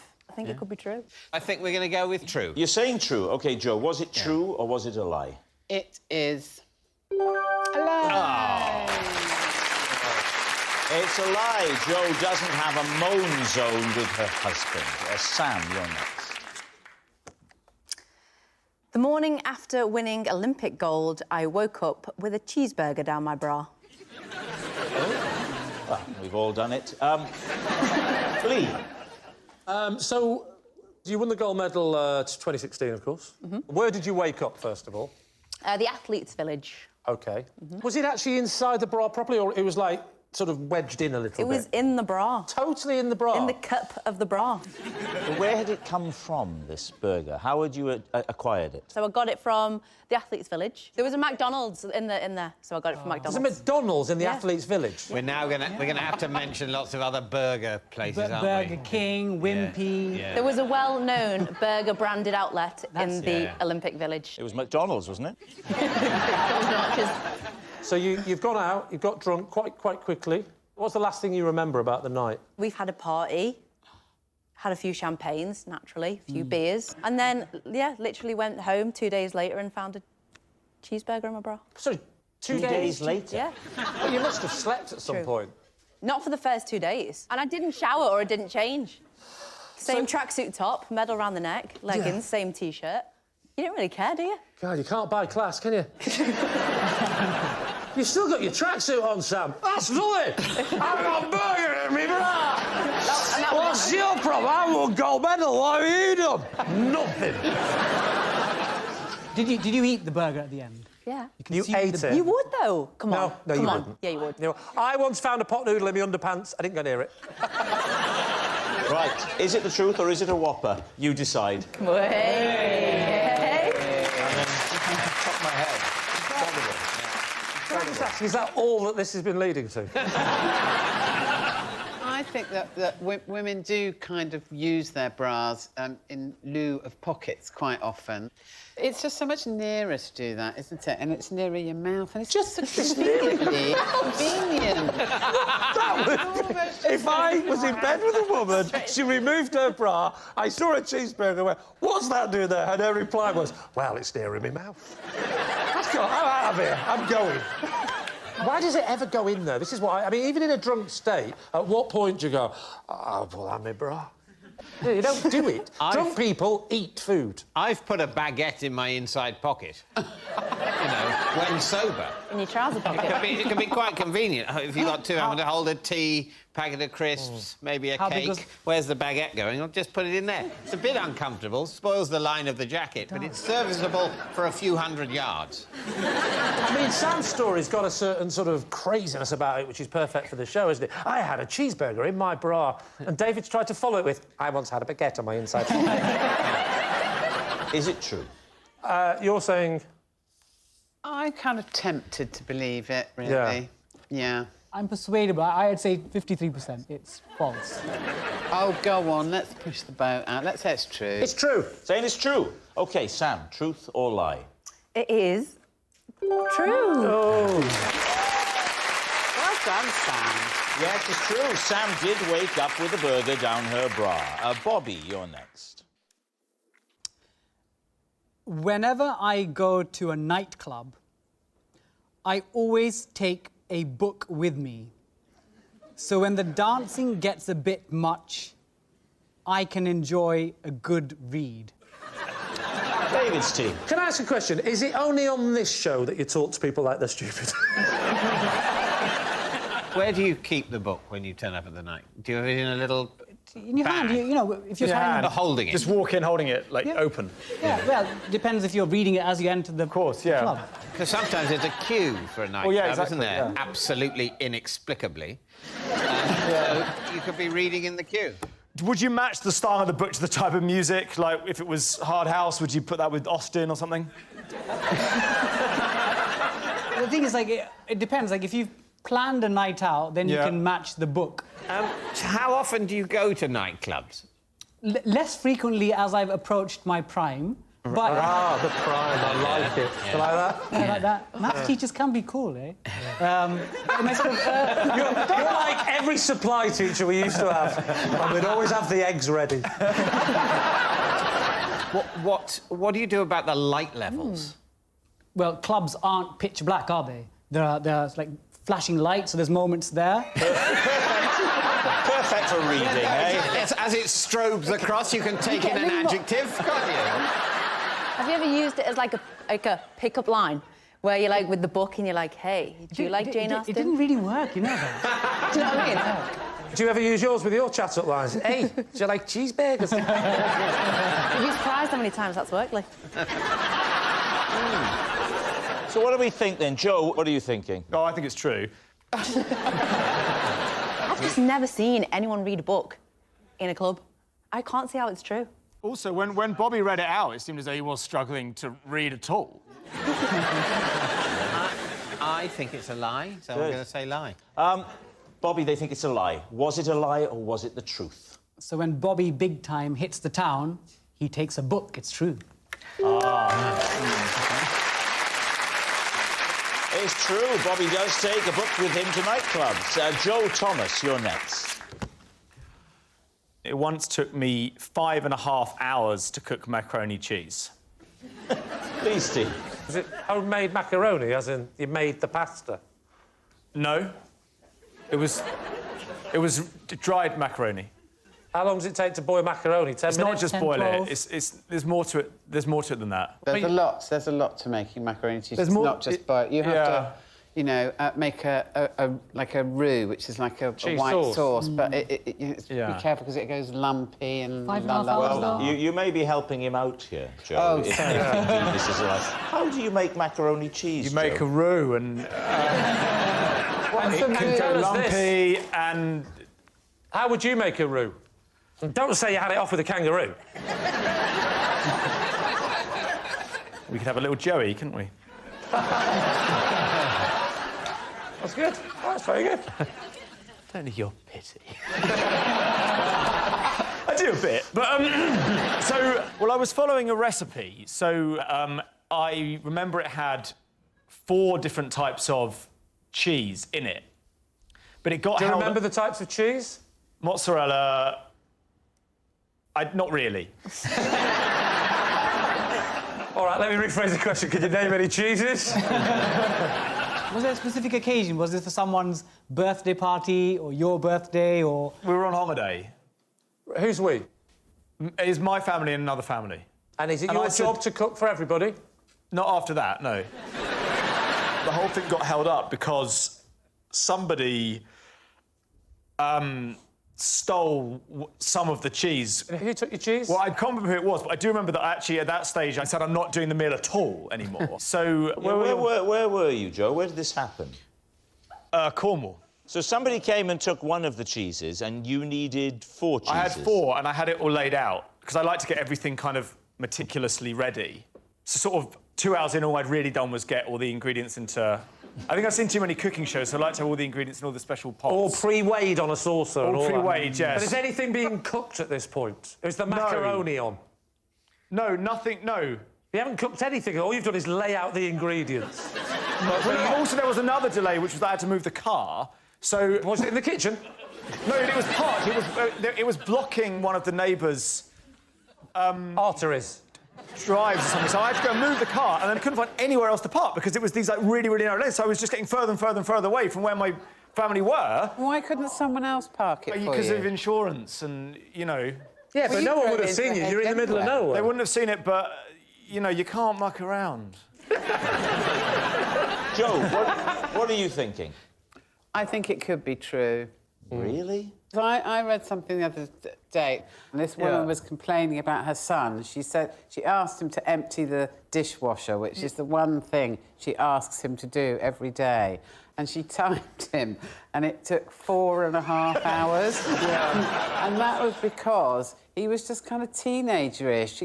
At one point, apparently, he said, "I've just got to go and have a rest." So I think it's possible. Joe strikes me as a man that's not in a rush. I would like to be with him in a fire. Bobby? But let's lean towards true. OK, we'll say true. You're going to say it's true? OK. Yes. Joe, was that the truth or was it a lie? Well, it's true. It's true. Joe did spend 5.5 hours making macaroni cheese. Our next round is called This Is My, where we bring on a mystery guest who has a close connection to one of our panellists. Now, this week, each of Lee's team will claim it's them that has the genuine connection to the guest, and it's up to David's team to spot who is telling the truth. So please welcome this week's special guest, Graham.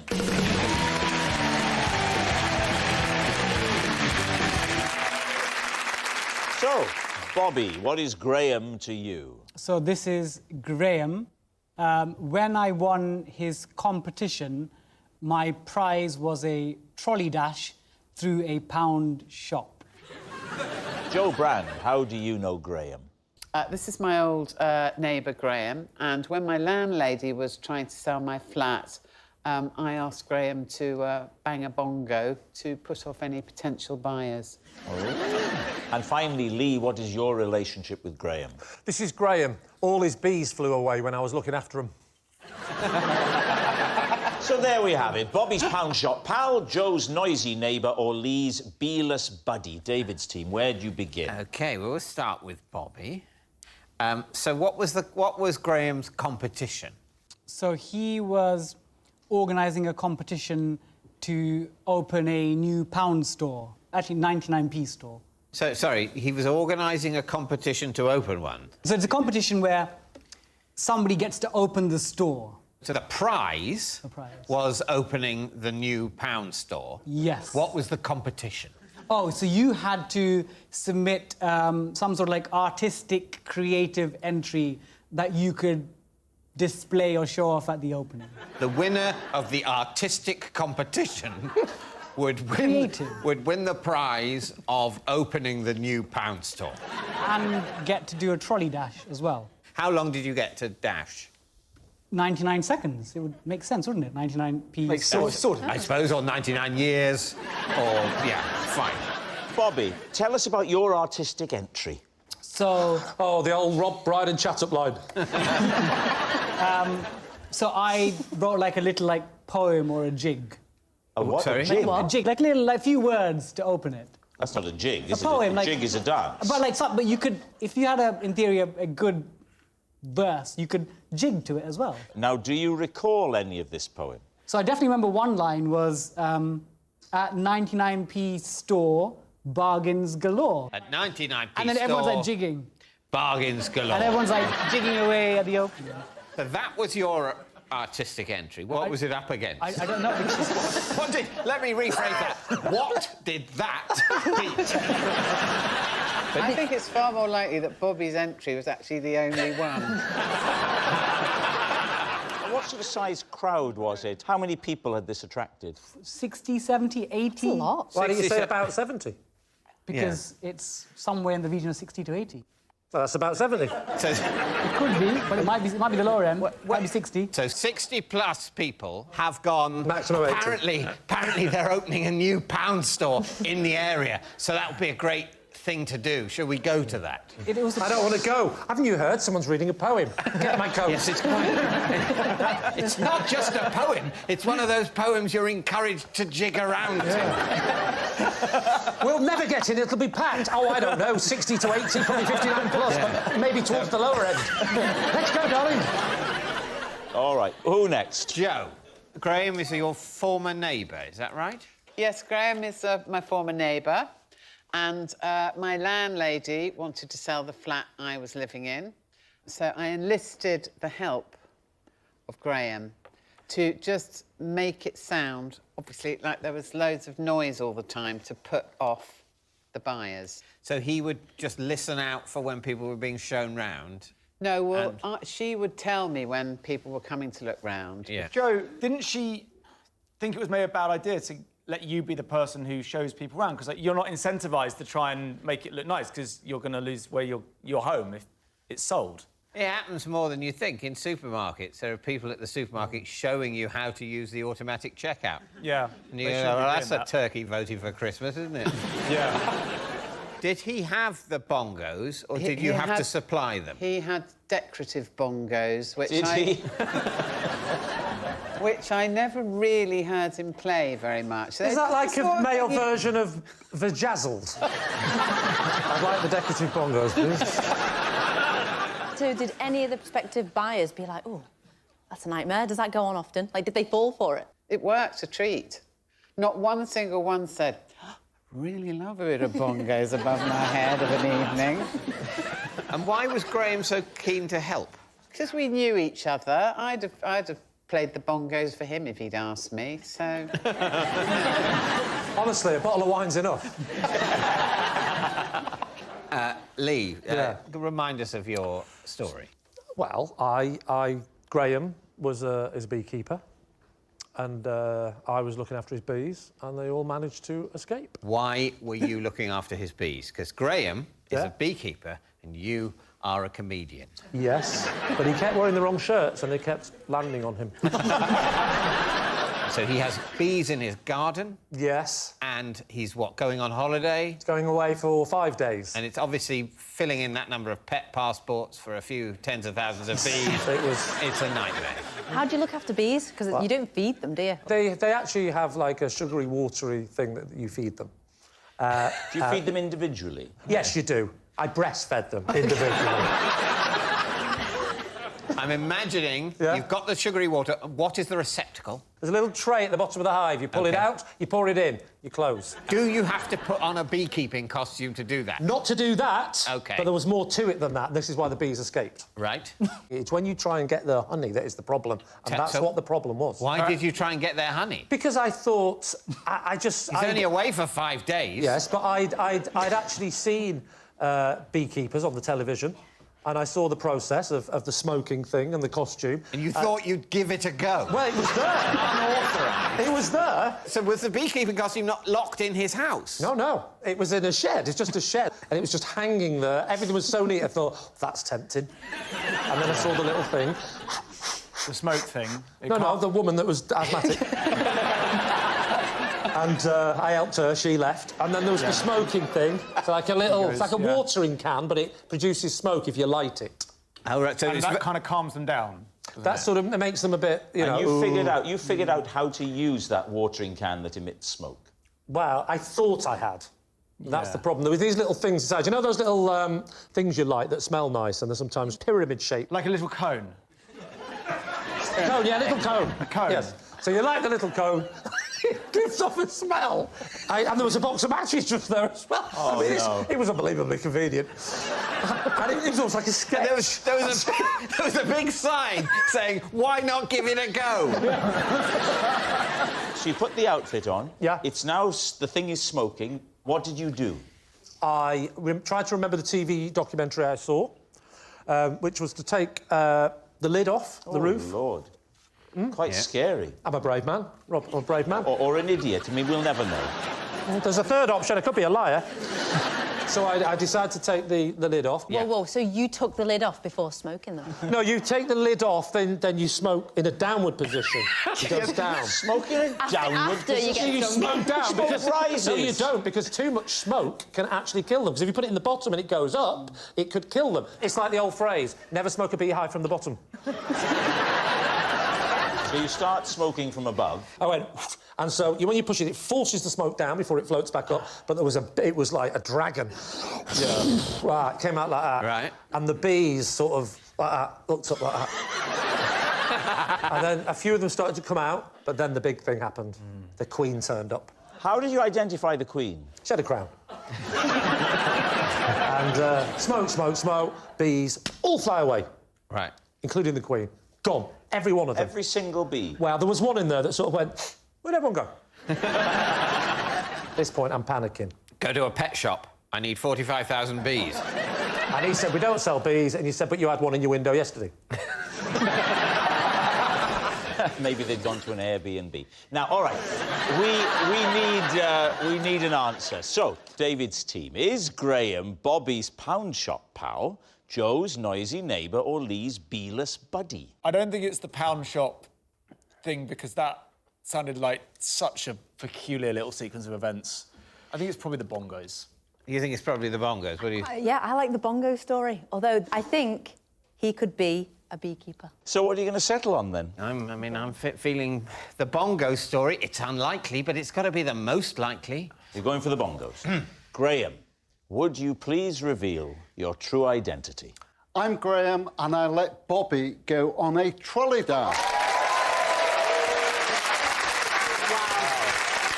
Yes, and we have a picture from the local newspaper to prove this. Look, there he is. Wow.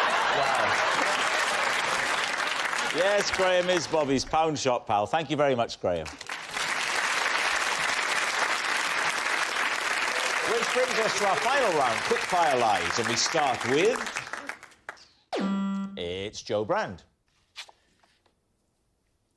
I once ordered myself a cake and in doing so ruined a complete stranger's party. How?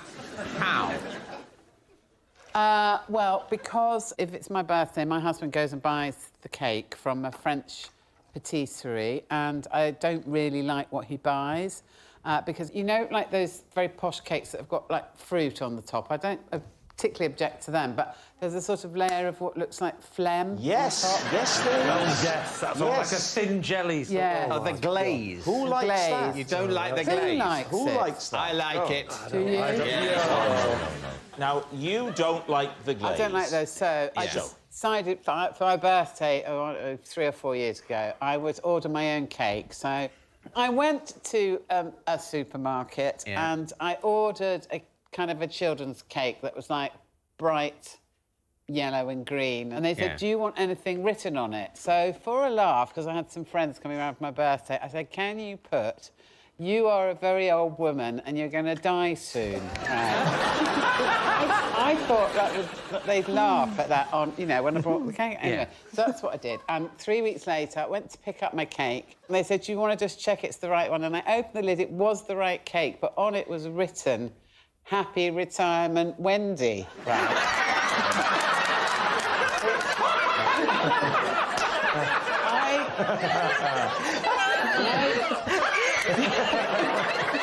I know, I think what that meant was that, like, Wendy had got my... What a lovely send-off for Wendy. Years of service. She'd been forgetting 1 or 2 things in the office of late. But, you know, in general, she was fondly remembered. But... Oh, my God, I want this to be true more than any other in the history of the show. So, David, what are you going to say to that? What do you think, Joe? If you've made that up just now, then that's really impressive. So I think I'm going to say true. So basically you're saying she's not impressive enough to make that up. That would be really creative. So it can't be, because it's Joe. So we'll say it's true. Well, yeah, I suppose it is. I just totally think it's true. I think it's true. Yeah, I think it's true. I think it's true. So we think we're going to say true. You're going to say it's true. Yeah, and it's, I would say, a lovely story, and I'm a nasty enough person to wish I was a fly on the wall at Wendy's retirement. Joe, they think it's true. Was it true, or were you telling us a lie? It is true. It's true. Joe did ruin a stranger's party. That noise signals time is up. It's the end of the show, and I can reveal that David's team have 1 point, Lee's team have 5 points. Wow. Thanks for watching. We'll see you next time. Good night.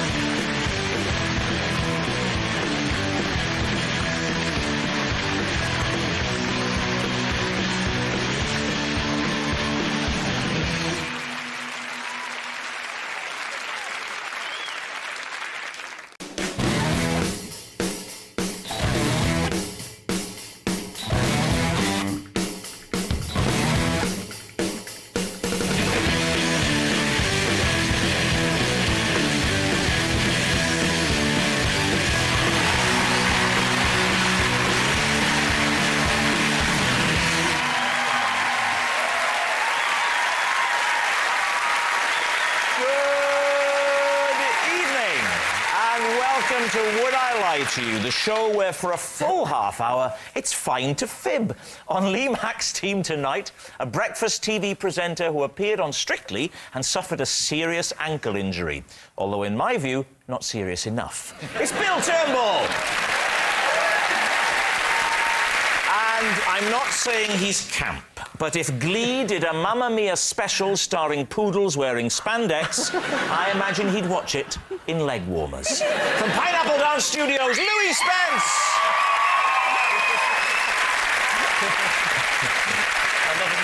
And joining David Mitchell tonight, an Irish comedian who came to England to find his fortune, or failing that, any loose change, it's David O'Doherty.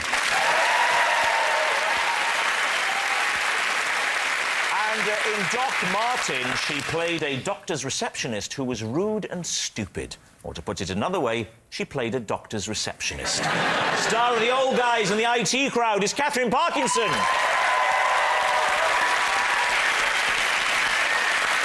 Right, we will begin with round one, Home Truths, where our panellists each read out a statement from the card in front of them. To make things harder, they've never seen the card before, so they've no idea what they'll be faced with. And it's up to the opposing team to separate the truth from the lies. Catherine, you are first tonight. Would you reveal all? I was so sure that wombles were real, I used one as an example of a mammal in a GCSE biology exam.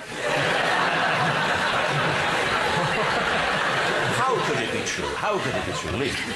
But which one did you draw? What did he look like? I didn't draw anything. That wasn't in the question. Okay, The question was give an example of a mammal. Oh, you used it, just wrote it down. It was give 3 examples of mammals, and I said bear, because that's an obvious one. Yeah. Whale, bit less obvious, clever. And womble was my 3rd example. How old were you at the time?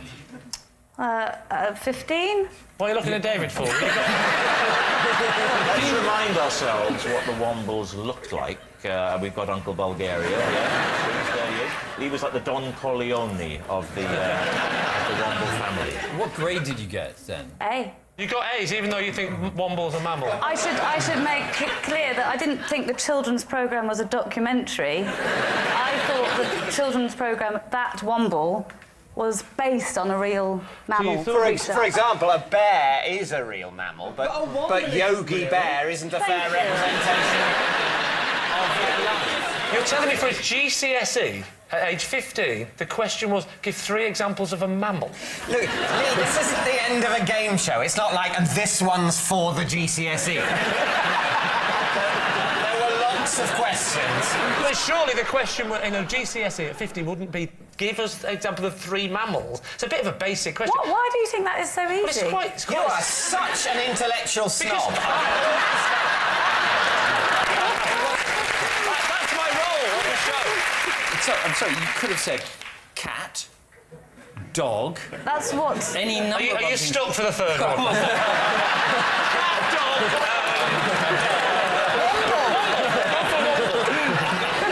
saying? You could say that you knew that they were fictional, but based on a real animal called the womble. I thought that maybe it was based on the fact that in real life they made their burrows from, like, condoms and reality, of course, most creatures perish because of litter, things that the everyday folk leave behind.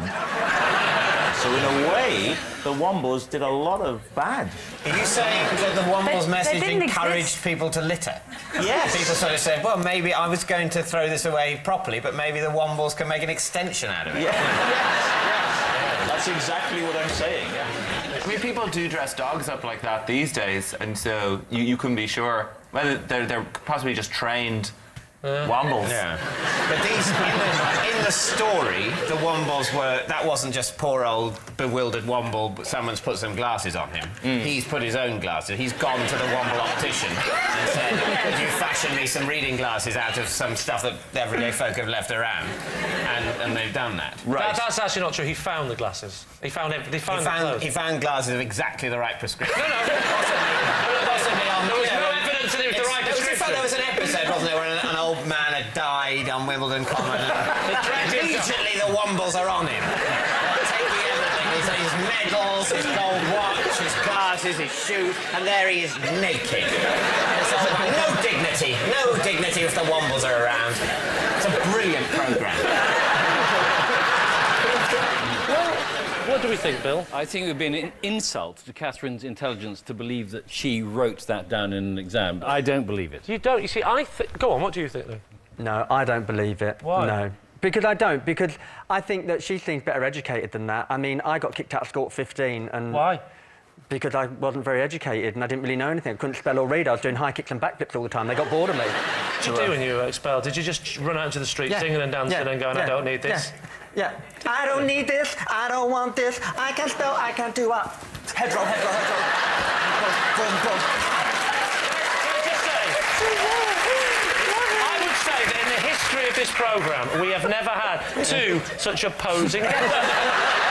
That's Bill and Luke. Well, there we are. It's time, Lee, to make a decision. Which way are you going to go, Lee? OK, I'll go with my team and say that it's not true, even though my gut is screaming it's true. I will go with my team and say it's a lie. OK. Catherine, is it a lie or is it true? It is, in fact, true.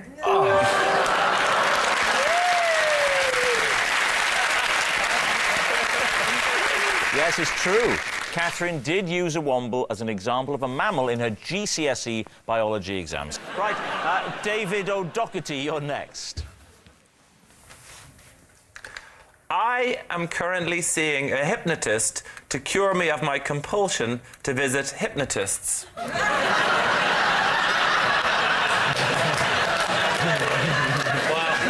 don't think this is going to take too long. How long have you had a compulsion to see hypnotists? Well, it started off, I had a fear of heights, and I visited a lot of different practitioners. It is a serious enough thing. I mean, it's unusual to be this high. And, yeah, I tried hypnosis, and then I seemed to be getting something temporary from it, so then I ended up visiting a lot more hypnotists. What were you getting temporary from it? I was getting some relief from it for a while. From your fear of heights? Yeah. So you're now relieved of that at this point. Why would you go back? Oh, because then the relief is temporary, so I ended up going back, and then I ended up getting really addicted to visiting different hypnotists. What do they do? Normally they just put me under for a minute. Put under then what? Water? They make me... It's serious. They make me lie on the ground. So they make you lie on the ground? How's that going to cure your fear of heights? Surely they should make you lie on top of the cupboard. Well, I am knocked out during this, and then when I wake up, they put me on top of something high. Oh, all right. So how many different hypnotists have you seen? I don't know. It's into the hundreds at this point. Hundreds of hypnotists? It was costing... Most of my income was going on it. I mean, I would do... Whatever money I could get was just going straight into hypnosis then. How long have you been seeing the one you've been seeing now for to get you off seeing the hypnotist? Well, this one about 2 years now. I mean, so the man you've been seeing for the last 2 years has been specifically for the problem that you want to stop seeing hypnotists? Not for the height thing anyway. Just, I'm addicted to hypnotists. I need to stop. That's what you're seeing him for. Yeah. And you've been seeing him for 2 years. We're nearly out of the woods.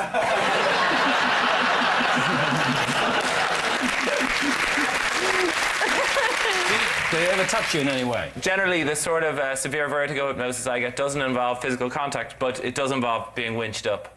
Winched up? Well, winched up to get the height, so then when you come around, you're at a height and you think this is normal. When he puts you under... Well, this is going back when I had the serious problem. Well, let's go back to that problem. That interests me, the winching up. So they put you out and then you're gone. Do you remember being... Do you wake up and go... No, you're How do I get gone. up here? You put on a sort of Velcro suit at the start, and then... Are you aware of what they're saying? No, it's like I'm gone, and then it's come down from up there on top of the cupboard. So they winch you up, and then winch you down onto the cupboard. No, I can get down because I've been hypnotised. So, but you've been winched up to go on top of the cupboard while I'm under. Yeah. So he winches you up, then slightly nudges you over the cupboard and winches you down again. Why does he have to put you on the cupboard? Why does he just winch you up and keep you winched? What's the advantage of being on a cupboard over being winched up? Have you got a fear of being up high on cupboards? What's the name of the hypnotist you're seeing? Dr. Spanks.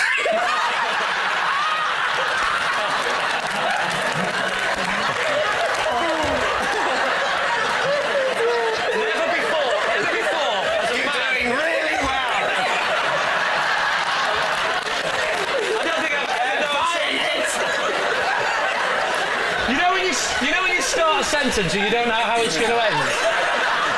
It's never happened before with just 2 words, doctor and Spank. He's German! Oh no! He's German, yeah? German.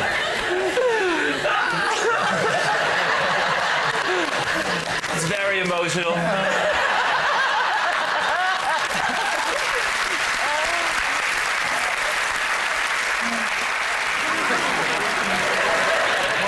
It's a tricky one. Well, it's a tough one. I'm going with you on this one.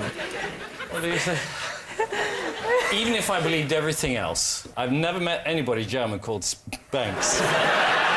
It's S-E-E umlaut. G-H-N-K-S. You've just ruined it. Oh, is that what ruined it? Because there is never an umlaut on an E. There's never a man being velcroed and winched up on the cupboard. That's the bit you ought to be focusing on, not the spelling of his surname. Right. So, Lee. I'd say it's a lie, then. He's saying it's a lie. David O'Doherty, was that fantastic tale the truth, or was it a lie?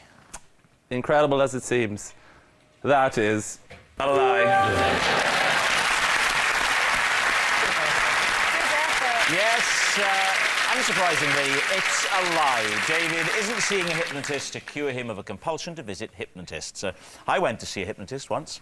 All the time he was saying, look into my eyes. Sorry, not hypnotist, optician. And at the end of that round, the scores are tied. And next round is called This Is My, where we bring on a mystery guest who has a close connection to one of our panellists. This week, each of David's team will claim it's them that has the genuine connection to the guest, and it's up to Lee's team to spot who's telling the truth. So please welcome this week's special guest. It's Mark.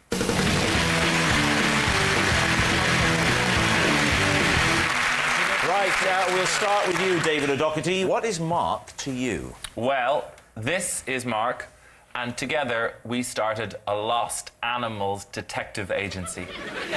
So there we have it. David's animal detective. What about you, Catherine? What's your connection to Mark? This is Mark. He is my recycling man, and last year he put a note through my door saying he thought we were eating too many takeaways. All right, Catherine's a healthy eating recycling man. David Mitchell, your relationship with Mark? This is Mark. He saved me from choking in Argos after I... David, you haven't even heard of Argos. He saved me from choking in Argos after I swallowed one of their little pens.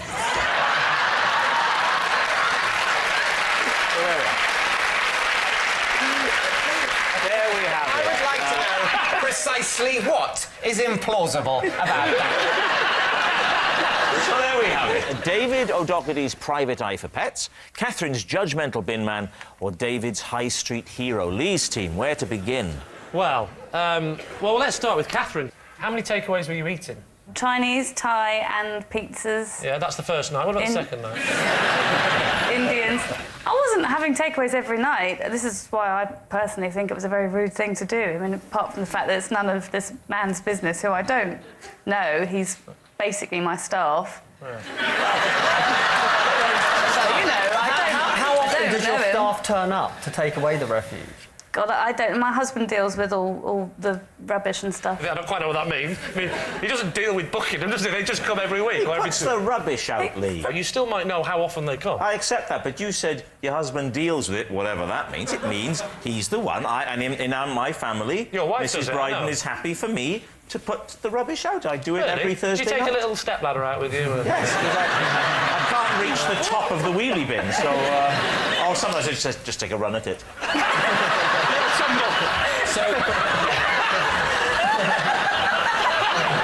Cascading down on your head. And then, when you think it's all over the place, the little mammals turn up to clear all the rubbish. Give us a rough average over 2 weeks at that time. How many takeaways were you eating? Every other night, I think. So that's what? That's normal to me, isn't it? He writes a note and it It says... said, I remember it beginning with, I hope you don't think this is rude, and you know, did. it is rude, Yeah. and it was rude. I don't know this is rude, but... I wonder if you've considered that you may be eating too many takeaways. Yours, Mark. So stand 7. up. What? Stand up. I am standing up. No. All them takeaways, let's have a look at you. That's my mic pack. I'm going to go and have a quick fill. Oh, my God. I'm allowed to, I'm gay. If it turns out this whole facade has been a lie, Louis... It's all right, I'm gay. Can I just say, Catherine, I'm gay.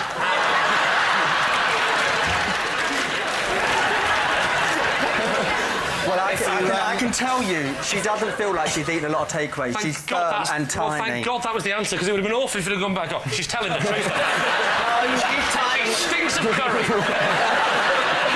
No, she's tight and toned. Lee, what about your other suspects? David O'Doherty. Hello. Hi. You were running a detective agency for lost animals, is that correct? Well, we started off just as a detective agency generally. And then his lost animal started ringing you up, saying, can you find my owner for me? No. What? It's the mid-'80s in Dublin. There's a lot of crime. And we were 8 or 9, and we decided we were going to do something about the crime. So you start off this detective agency, and it doesn't go so well. So you think you need to be a bit more niche. We just weren't getting the caseload. We were getting nothing. Did you recover any lost animals? Well, in the window of the local shop, there seemed to be some people had lost cats and dogs. So, and some of them were offering cash rewards. It was decided that we would ring up one of these people, and as I had the most mature voice of the agency, I had to speak to the lady. And what would you say? Hello, is that Mrs. Whitaker? And she would go, yes. And I'd say, and did you lose a cat called Whiskers recently? And she'd go, oh yes, oh yes. And I'd go, well, you're in luck, because my 8-year-old friend and I have set up a pet-finding detective agency, and we're going to take on your case. And did you have any results? Any good results? Did you ever find an animal, ever? No. What about the other David, as he's now known? Oh, we're Mr. actually Mitchell? considering that, are we? Yes. Oh, sorry. What were you buying in Argos? A kettle. You walk me through the process of how it worked when you went to Argos.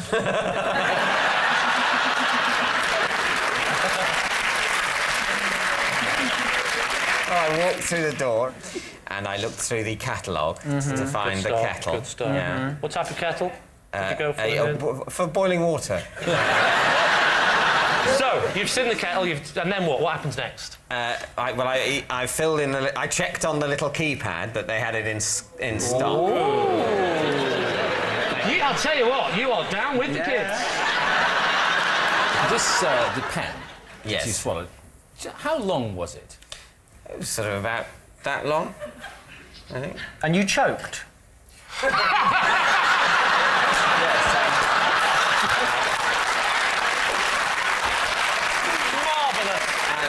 Absolutely marvellous. Never has such a clean sentence meant so much. Why did you put it in your mouth? I was sort of chewing the end of it, sort of thinking. Try the little and then working class. I sneezed. You sneezed? The way you do when you sneeze and suck in at the same time, yeah? And what, you had a backdraft effect, did you? And it went straight in. So you sneezed? In order, I involuntarily inhaled before the exhalation. Are you like That is Hoover what- Man? Did everything implode into your gob? That's my child! Get his legs!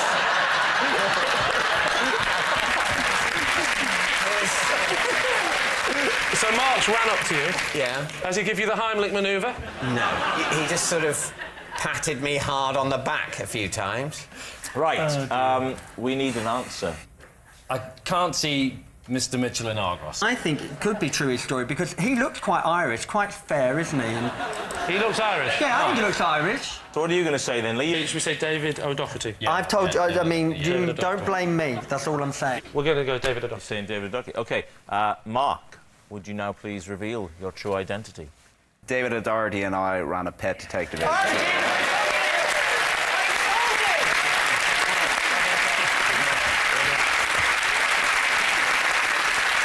Yes, it's absolutely true. You had a detective agency. I was at home rooting around, and we made business cards. And the caption at the bottom is, "We handle everything." You're the first detective. Yeah. And Mark is... He's down as notes. Down as notes. Notes. You've reduced him to an inanimate noun. What a man. Thank you very much, Mark.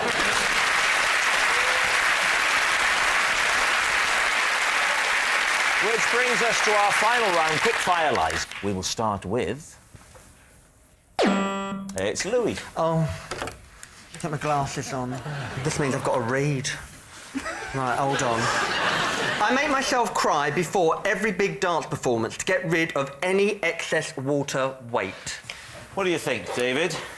My first question is, what do you think of to produce this torrent of tears that would get rid of all this excess water? Well, I mean, as a dancer, you're so criticised for the way you look, and some of the things you have to wear on stage are very revealing and can be very tight. And so I just think about how awful I would look and what kind of criticism I would get. Right. So that's enough to reduce me to tears. Right. The spiteful remarks that people would make if you don't burst into tears and lose a few pounds of water. Yes. Pounds? Would you be losing pounds just for the quick listen, ride? yes, you can. You absolutely can. Louis, where did you discover this technique? Well, it's actually... a lot of ballet dancers, a lot of commercial dancers do it. I mean, it's a funny world we live in. What we do is extreme. What we do with our body is extreme. You know, it's just one more thing to be extreme with. How do you make sure it doesn't go onto your skin and then still be weighing you do down? it like this with a flat back over. So they just drop like that. That must be really difficult to stand. I mean, have you any experience of standing in that position? Can you cry now? This is the only time I do it. I'm surprised you can be in that position and can do anything that will bring tears to your eyes. Louis, would you like some music? Oh, don't get me started, because you know I'm not an exhibitionist. And let me know... We bring the stars out, we bring the women and the cars and the cars out. Let's have a total celebration, get the glass out. Don't be confused until we pass out.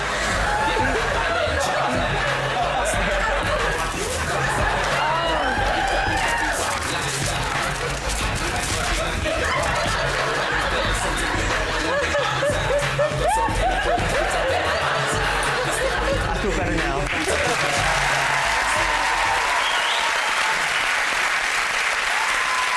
You didn't hear a thing, did you? Right, David, it's time to guess. I think we as a team don't think that that's true. All right, well, Yeah. we're all on edge as we wait to find out. Louis, truth or lie?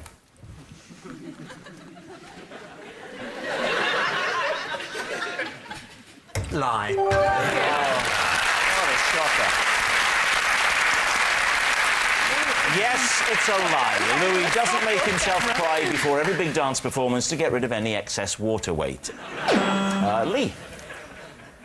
I can tell the circumference of someone's head just by looking at them. David, what do you think? No, you can't. Let's move on. I actually had my head measured yesterday for What a a week. waste of time. You should have just come here today. So I know exactly what my head circumference is right hey, now. Catherine, bring it on. Go on then, what's her head circumference? Let the lady ask if she wants to know. Yes, can I help you? Lee, Yeah. what is the circumference of my head? Could you just have a little bit of a... I would say that, from my expert opinion, you are... I would say you are a large.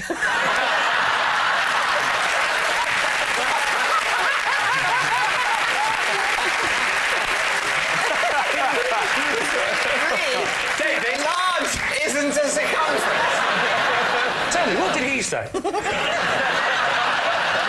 they've got it wrong, I guarantee. Listen to this, what did he say? He said that I was 24 inches. Well, there you go. Classic layman. You're clearly a slow three. What do you reckon about my head, you know, in terms of circumference? You're a 26. 26. Right, 26 inches. 28, 26, 23 and a half. You're not just reversing perspective and thinking that the heads that are further away must be larger.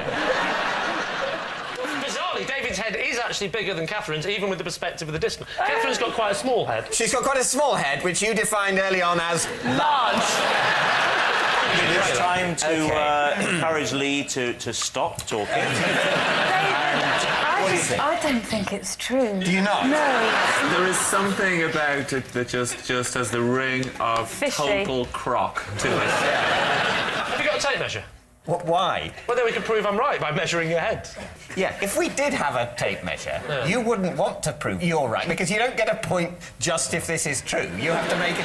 No, if you had a tape measure, you would prove that I'm right, and then you'd say true. Yeah, and Then it I'd would get be a point. true, and we'd get a point. And...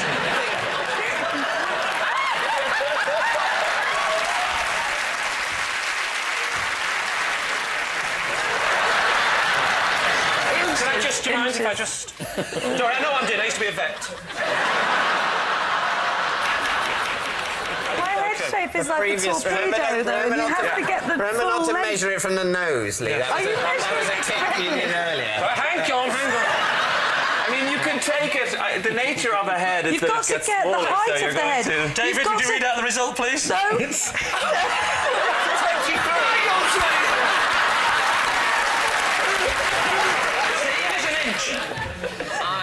So, David, what does that lead you to? I still don't believe it. Really? I still don't believe... Do you believe him now? No, I Do you don't. believe him now? Oh, my A goodness. little bit. You believe it a little bit.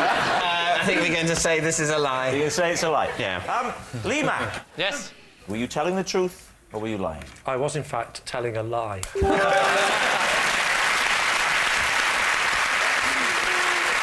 Yes, it's a lie. Lee can't tell the circumference of someone's head just by looking at them. And that noise signals time is up and it's the end of the show. And I can reveal that David's team romped to victory by 6 points to 3.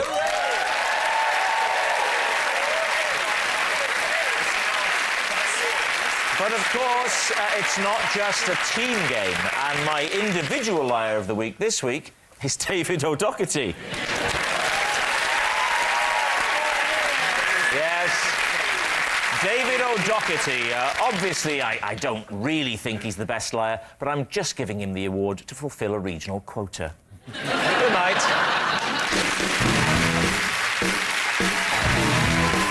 Next week, Thursday at 9:30 for more Would I Lie to You? John Bishop is put in a confusing situation, joining the fun and games of QI on BBC Two now. The Friday night comedy takes off again here on BBC One in 35 minutes. then come fly with me.